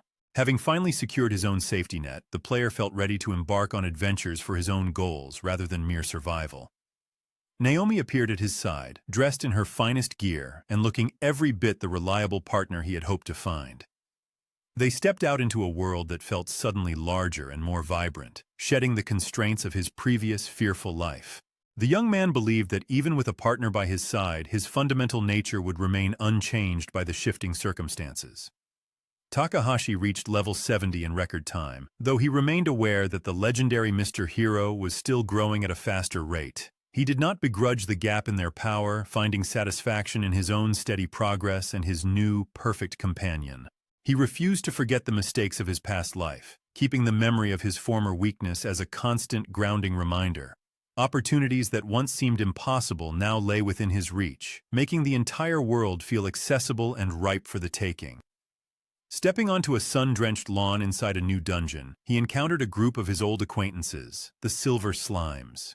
Naomi offered to provide a speed boost, but the young man declined, eager to test his strength against them one-on-one. The trio of monsters charged at him, but luck favored him as always, allowing him to manipulate the flow of the battle. His movements were fluid and confident, and within moments the slimes were defeated, leaving behind a bounty of rare resources. He resolved to craft something truly useful from these materials, but his thoughts were interrupted by a familiar face. It was a player he had encountered during his early, struggling days, a man who still carried the equipment Takahashi had once provided. The man thanked him profusely, though he revealed he had retired from clearing dungeons to pursue a career as a blacksmith. He had hit his ceiling as a fighter and found that life without prospects was no longer worth the risk of combat. The blacksmith invited the young man to visit his shop, promising him the highest priority service as a token of his gratitude. Takahashi felt a surge of pride, realizing that his decision to open the retraining temple had genuinely changed someone's life for the better. The temple sat nestled in a beautiful mountain valley, its quiet atmosphere a stark contrast to the violence of the dungeons. Inside the sanctuary, a nun greeted them, and Naomi led the way to a hidden magical teleportation device. They descended deep underground, emerging in a secret chamber to meet with their latest team of recruits. These were the same adventurous warriors who had fought alongside him to defeat the enemy of the gods. They greeted their leader with reverence, eager to learn the secrets behind his ability to conquer rare enemies with such consistent success. The group trekked across a harsh, sandy landscape where jagged stone outcrops rose from the earth like the teeth of a beast. The dungeon boss revealed itself as a colossal scorpion, its tail tipped with a lethal, glistening stinger. The players moved with caution, their eyes locked on the monster's rhythmic, poisonous movements. They unleashed their abilities in a coordinated strike, the air crackling with the force of their combined magical power. Takahashi knew that while luck was a random gift, his current mastery of the field was the result of his own relentless effort. The scorpion collapsed as its limbs were severed, its threat neutralized by the efficiency of the team. They rested in a clearing, passing healing potions and water among themselves as the adrenaline began to fade. Takahashi realized that he could not remain a sociophobe forever, and he embraced the necessity of communicating with his allies. Suddenly, a massive dragon descended from the sky, its wings casting a long, dark shadow over the exhausted party. The beast hungered for a meal, and the young man ordered Naomi to prepare for an immediate, decisive engagement. The girl clutched her staff with renewed enthusiasm, channeling her energy to grant her partner a final, powerful buff. Takahashi leaped into the air, the golden glow of the magic surrounding him as he prepared to strike. The blade sliced through the dragon in a single motion, and as the monster fell, the system signaled yet another increase in his power. He stood amidst the ruins of the battle, but as the dust settled, he noticed a strange, pulsating rift opening in the sky above them.